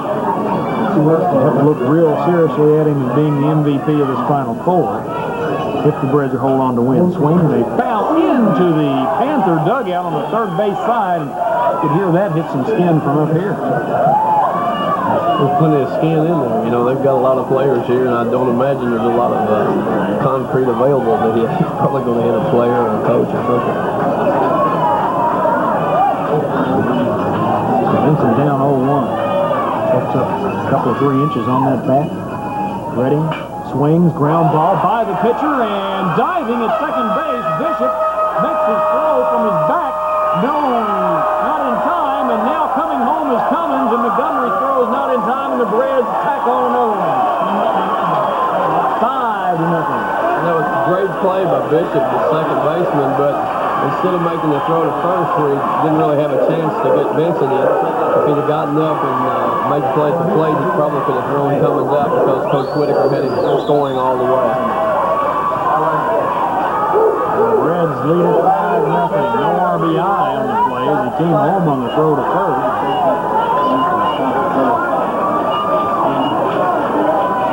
But again, for the second time today, Vincent makes it happen. That's that big 5th run that we've been talking about. And, I think the Reds will be very difficult to beat now with a 5-run lead. Scott Fryman will stand in. A base hit reaches on an error and a line shot to first base to end the 4th inning. He's hit the ball well today. Big lead over at first base. Vincent, though, kind of going back toward the bag as the pitch was delivered for a ball.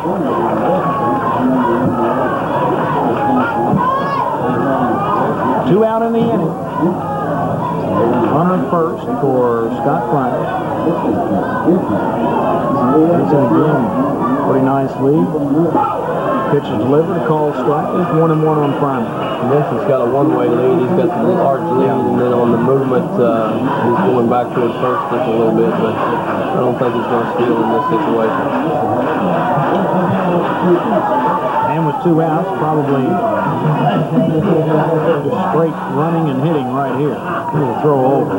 They're a base hit away from getting into Coach Whitaker's favorite situation again, that first and third. 1-1 count on Scott Fryman, a guy who's been a pitcher and a second baseman throughout his career. A few weeks into this season, asked to swing and a shot off the leg of third baseman Thomas, and everybody's going to be safe as the ball bounded away and towards second base, and shortstop Brad Burns had to recover it. They're going to give him an error, but I tell you what, that's a tough scoring play. I think that's a hit. We don't have to go with the officials here. No. That was a rocket. And then Coach Miller's going to make a pitching change. Well, they have gone with Lynch a long way today. I think they are, as you say, going to make the change here. The Reds will have runners at first and second with 2 outs for Dion Newby. Remember, in a very similar situation in the sectional tournament, after Newby had reached base, a pitching change was made for Darrell Cole, who delivered with a home run and put the game out of reach with a final nail in the coffin in that particular game against Madison Central. Well, that same game you're talking about, Newby hit a ball that would have been out of this park, so that's a challenge for him. But who we got as a new pitcher, Charlie? I haven't seen the number yet.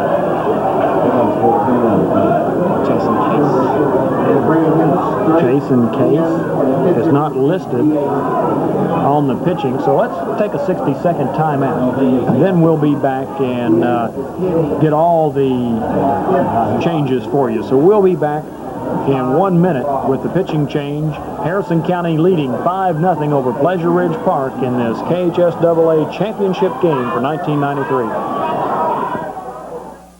Dion Newby ready to stand in. A base hit, an intentional walk, and reached on an error today, so he's 1 for 2 with a run scored. Runners get their leads, and the first pitch from Zoller is down low for a ball. Running for the third base is number 44, Terry Smith. The original batter is number 18, the right fielder, Dion Newby. Dion Newby standing at the plate, but the wrecking crew standing on deck right now. And Darrell Cole. 2 outs, runners at first and second.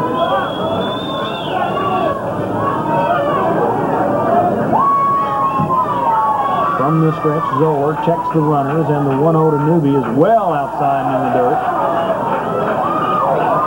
2-0. Powell, pretty good job of sliding outside and blocking that one down.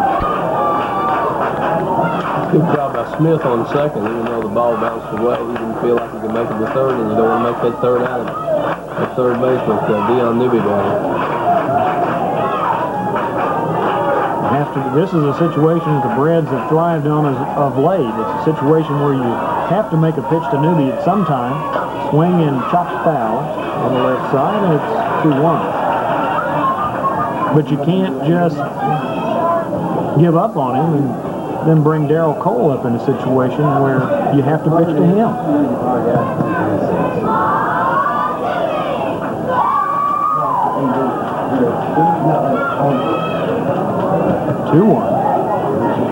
The count on Newby. Zoller gets another base problem. Runners not being held, so Fryman with good speed at first base. Up high for a ball. 3-1. On just about anything hit to the outfield, barring something right at the left fielder, would probably go first or third, and a double by Newby would probably result in 2 runs, as Fryman would be off and running with a pretty good lead, not being held at first base. Montgomery playing well behind him and off the bag. Newby stands in, 3-1 count, so looking for something to hit here. And Zoller delivers. Breaking pitch is swung on, and he got underneath of it. Pops it toward left field. Gephardt appears to have it measured and does, and the inning is over. But not before the Braves tack on one more and lead it 5-0 over Pleasure Ridge Park in the KHSAA championship game.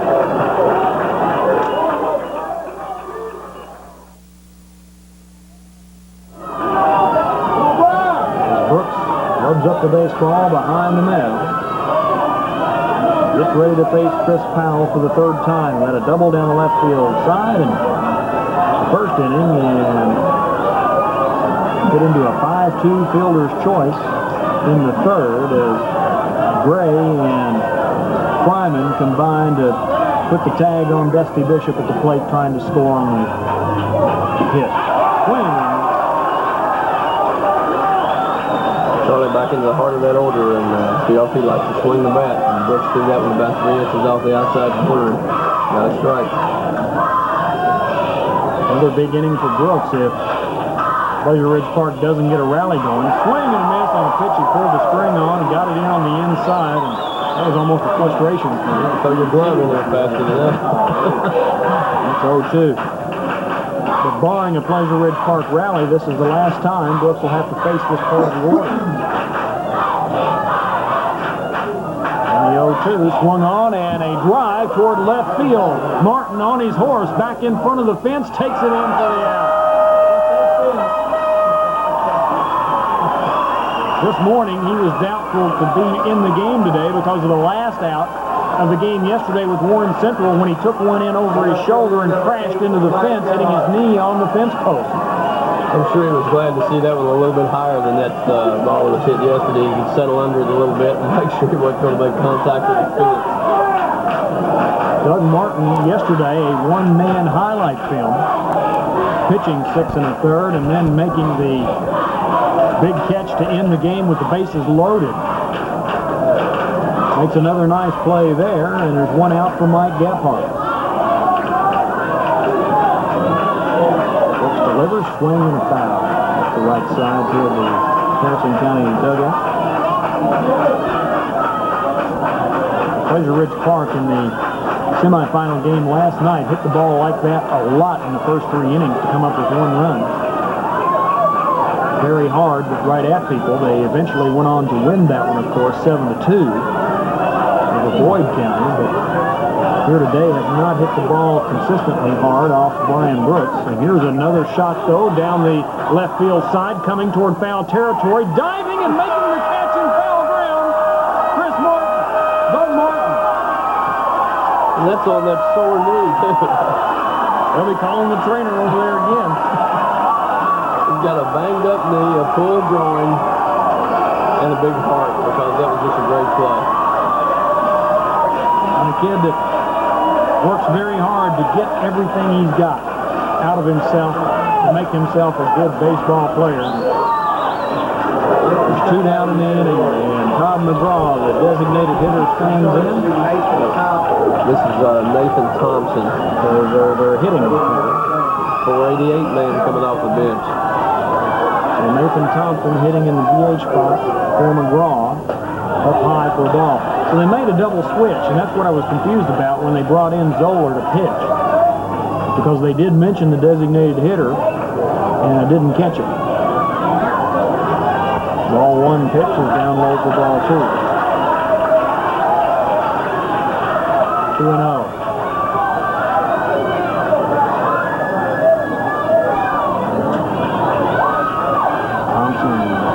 Stands in, and the 2-0 is grounded right back to the mound. Brooks stabs it over to first. Vincent has it stuck on the bag.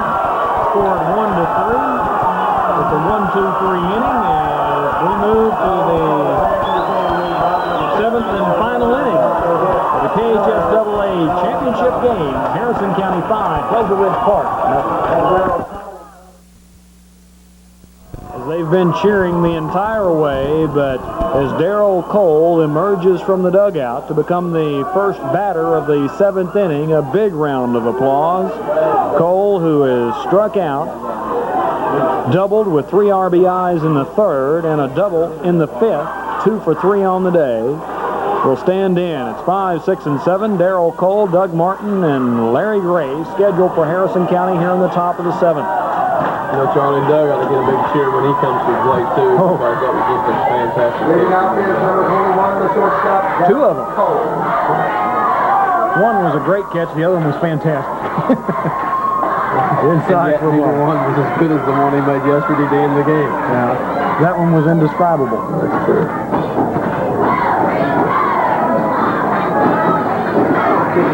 Brad Zoller on the mound in relief of Lynch.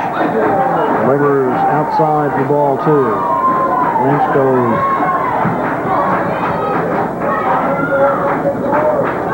5 2/3, giving up 5 runs, only 2 of which are earned. Swinging a ground ball toward third, and it's booted by Thomas. And Darrell Cole will be safe.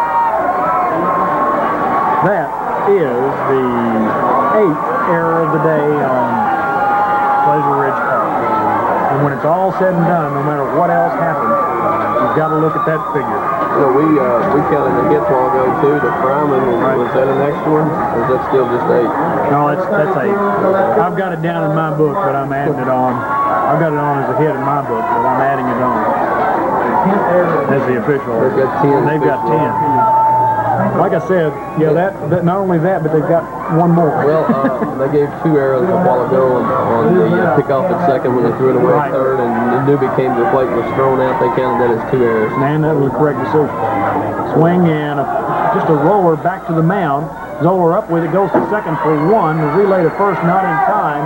Another great baseball play by Darrell Cole. He took out the shortstop, and that's exactly what you're supposed to do. A great slide at second base. Always playing baseball. 1 to 6, fielder's choice. Erase Cole and put Doug Martin at first base with 1 out for Larry Gray. The next batter is He's 0 for 3 on the day, reached on air. Gray. Chris Stone will come out on deck for Harrison County.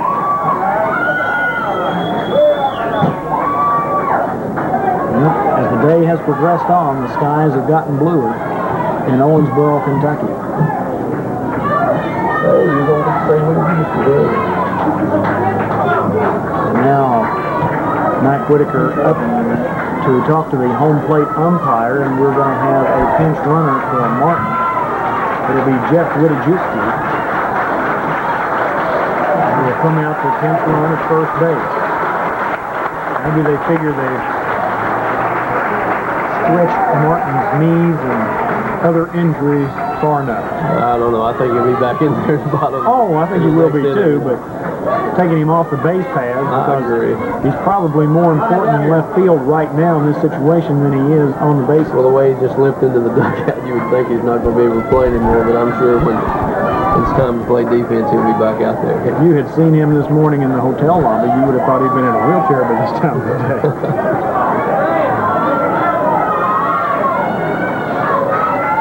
So Larry Gray now will get ready to stand in. Witajewski pinch running at first base.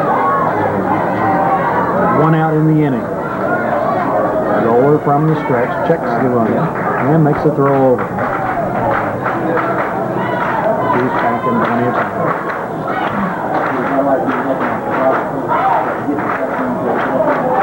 Witajewski, a player who pitched well this season when he was given the opportunity, and I know Coach Whitaker and the other coaches figure there's a bunt. Gray on the left side, Zoller off the mound to first base in time. So the sacrifice successful as Witajewski moves down to second base. And the point I was going to make, always Don't be surprised if Coach Whitaker goes back to Scott Fields here. It's really Chris Stone's turn to bat, but being a right-hander on the mound, yes, that's what he's going to do. So Field into the re-entry room. In high school baseball, a starter can be taken out of the game and then can re-enter for the same person who was taken out for. You know, there are a lot of people that don't like that rule because I only know it's not one. really baseball. You know, I think it gives you an opportunity to be more flexible with your team and move people around and play a lot of younger kids. I don't see anything wrong with it in high school. I like the rule so much, I wish it would be adopted on up the ladder. Maybe in the minor leagues first. Well, you know, you got to start, first you have to fan the back on. There you go. So Scott Fields will stand in. He is 0 for 2 on the day. And the first pitch, a curveball. Once again, another team leaving that hole at short where Fields is so capable of hitting the ball. Missed for ball 1.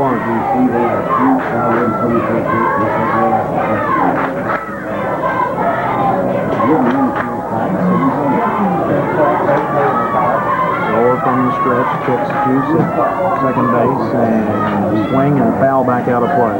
1-1 to count even.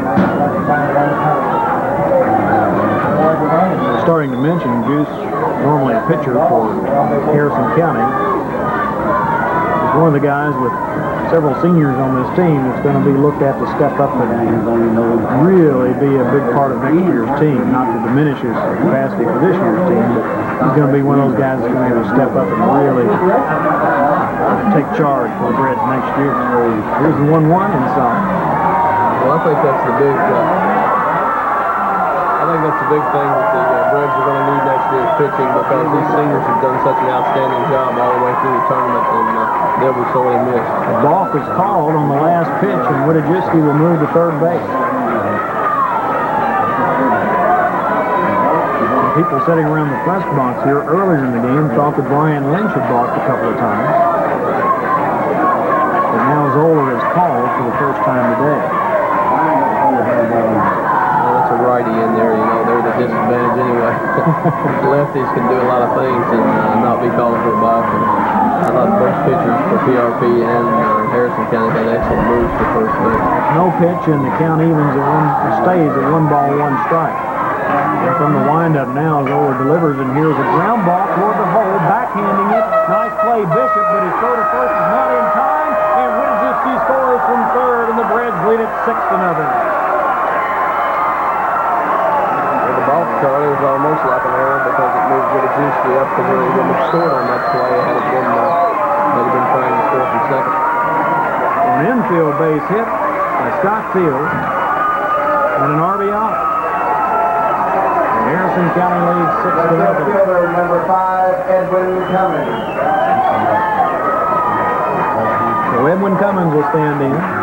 Edwin just struck out, walked, reached on an error, and scored twice today. First pitch is swung, fouled back, out of play.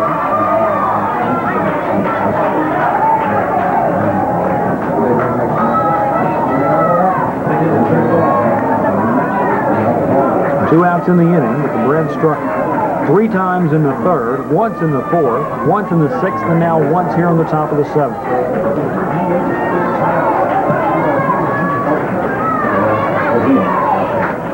And the official scorebook has Pleasure Ridge Park with 10 errors on the day. Down low for a ball. And the Reds, for the most part, have made the errors hurt, but it's going to be a shame in a way that the headlines tomorrow are probably going to read of Pleasure Ridge Park's errors and more of maybe than the nice plays and the hitting that Harrison County came through with. Up to the runner, to the plate, in the dirt. Blocked down by Powell, and the others don't advance. 2-1 count. Cummins could get on, you're back to the top of that order again, and by any stretch of the imagination, Brent Hampton would be due. Well, he likes those occupied situations, and he can get people in scoring position. He's a real good hitter. The 2-1, he swung on and fouled back out of play. That's not even 2 balls, 2 strikes.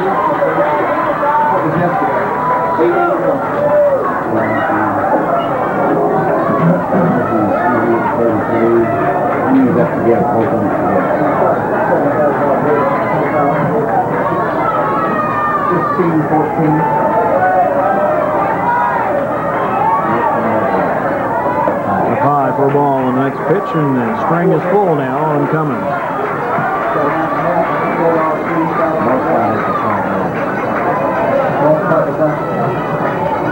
PRP was playing behind Fields at first base. Now at the base, with the full count, they're going to hold him on. Try not to give him a running start. Where he could score on a double from first base. Swing and a foul back to the screen. Count remains 3-2.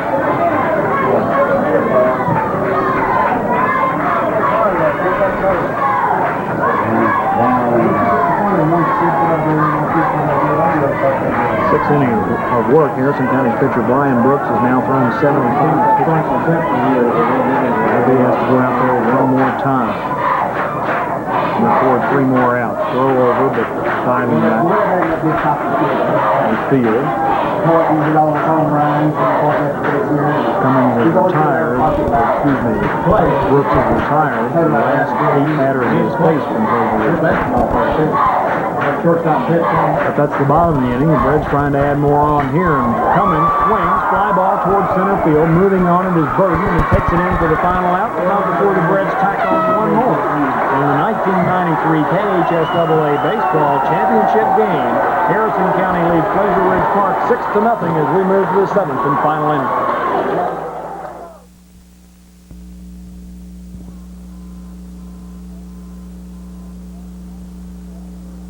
Smith has reached on a walk twice today, so he doesn't have an official at bat. As Brooks rubs up the ball behind the mound and looks out to Martin in left field, and Martin comes in about 4 or 5 steps. Now Smith ready, and Brooks delivers, and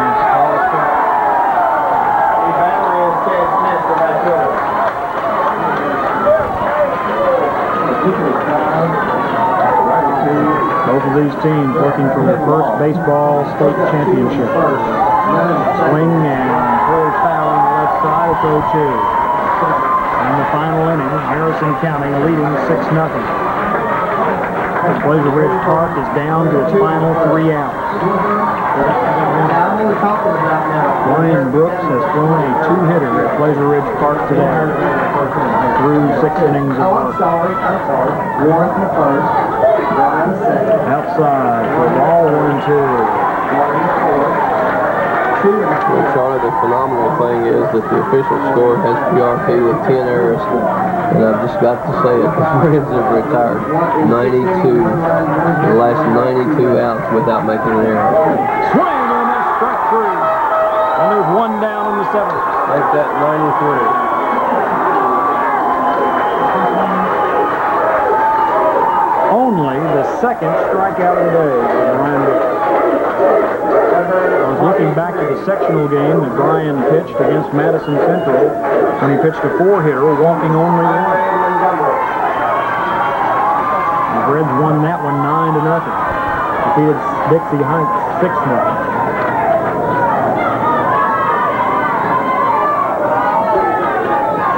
Make it to the Final 4, and now 2 outs away from their first baseball state championship as Montgomery stands in and takes high for ball 1. Yeah, about a good trivia question. Who's the last Harrison County thoroughbred to make an error? Don't even want to think about it. Montgomery swings, ground ball towards second. Hampton has it come up on him. Recovers. Gets it to Vincent in time, and there's 2 down. You thought I'd jinx them, didn't you? You know, the nice thing about it is that we don't know, or we'd have to look it up to find out. It's been so long ago.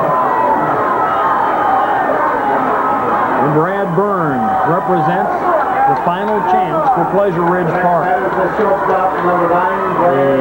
had a sacrifice in the 2nd inning and reached on a fielder's choice in the 4th, 0 for 1. Looks down to his third base coach, and coach looks as if to say, I can't help you much from here right now. We got Jim on it. 32. 32 innings without a score against the Reds. It's been all shutouts thus far through the sectional.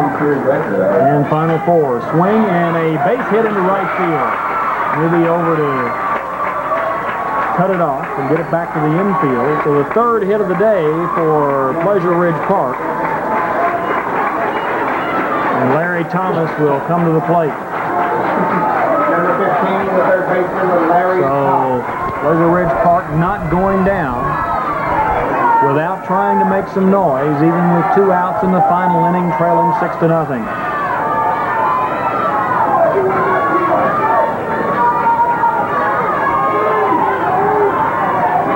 Thomas flied to right, grounded to 3rd. 0 for 2, stands in, takes the call straight. Brooks had retired 10 in a row before that base hit by Burns. Still has a 3-hit shutout working in his favor. Brooks on the stretch, checks, ground ball towards short. Cole with it, scoops it to Hampton at second for the force play, and the Harrison County Thoroughbreds are the 1993 KHSAA baseball champions. And as you might expect, they charge the mound, and just to the third base side, a big pileup as the Harrison County Thoroughbreds on their third trip to the Final Four and their third trip to the championship game take home the big trophy. Third time has certainly been a charm.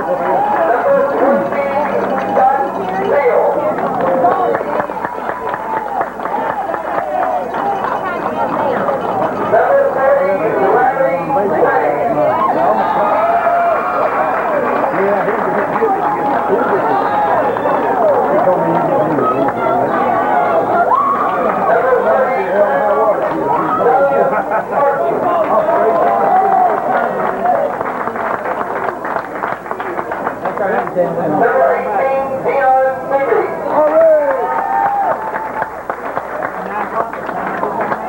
Number 17, Matt Woodson.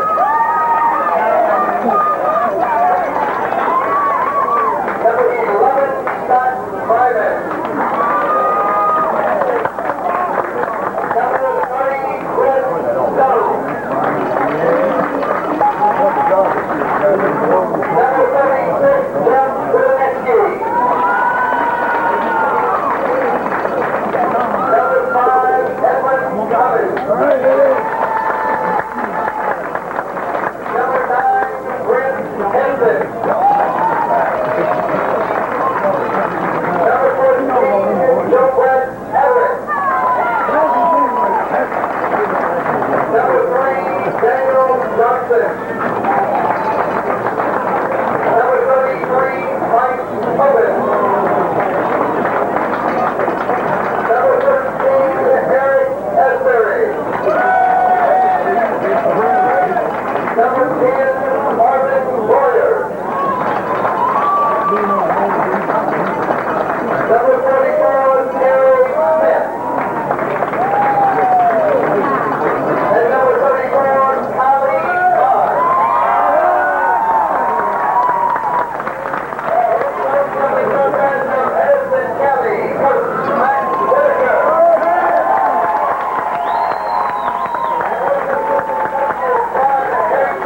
And Jim Smith.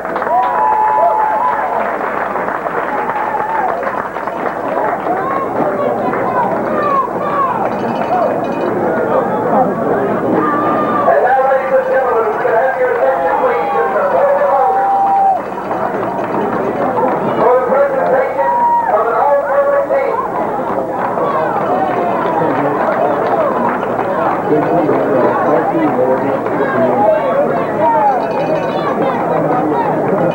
For the all-purpose team for the 1993 State High School Baseball State Championship, here they are. Outfielder from Harrison County, Dion Seavey.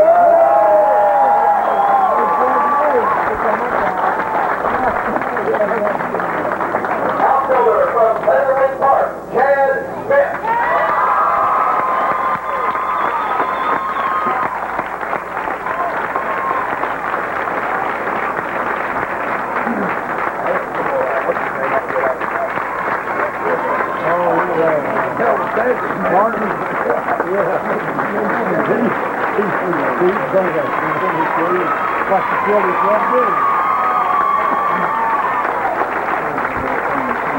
Outfielder from Leatherwood Park, Eric Martin.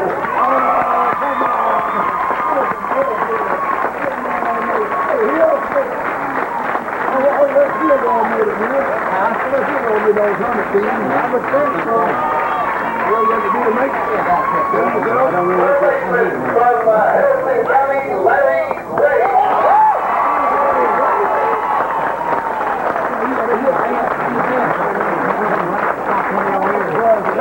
From Harrison County, Darryl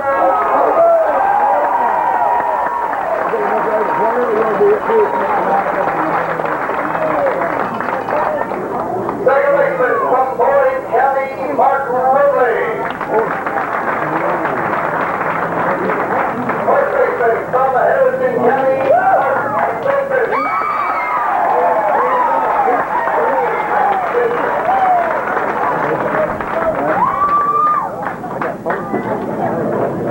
Catcher from Harrison County,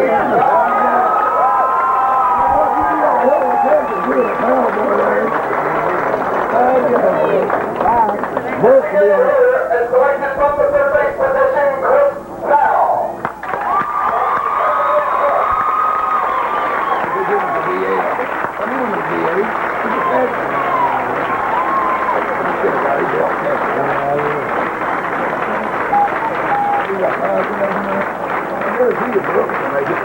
Maybe what's in there?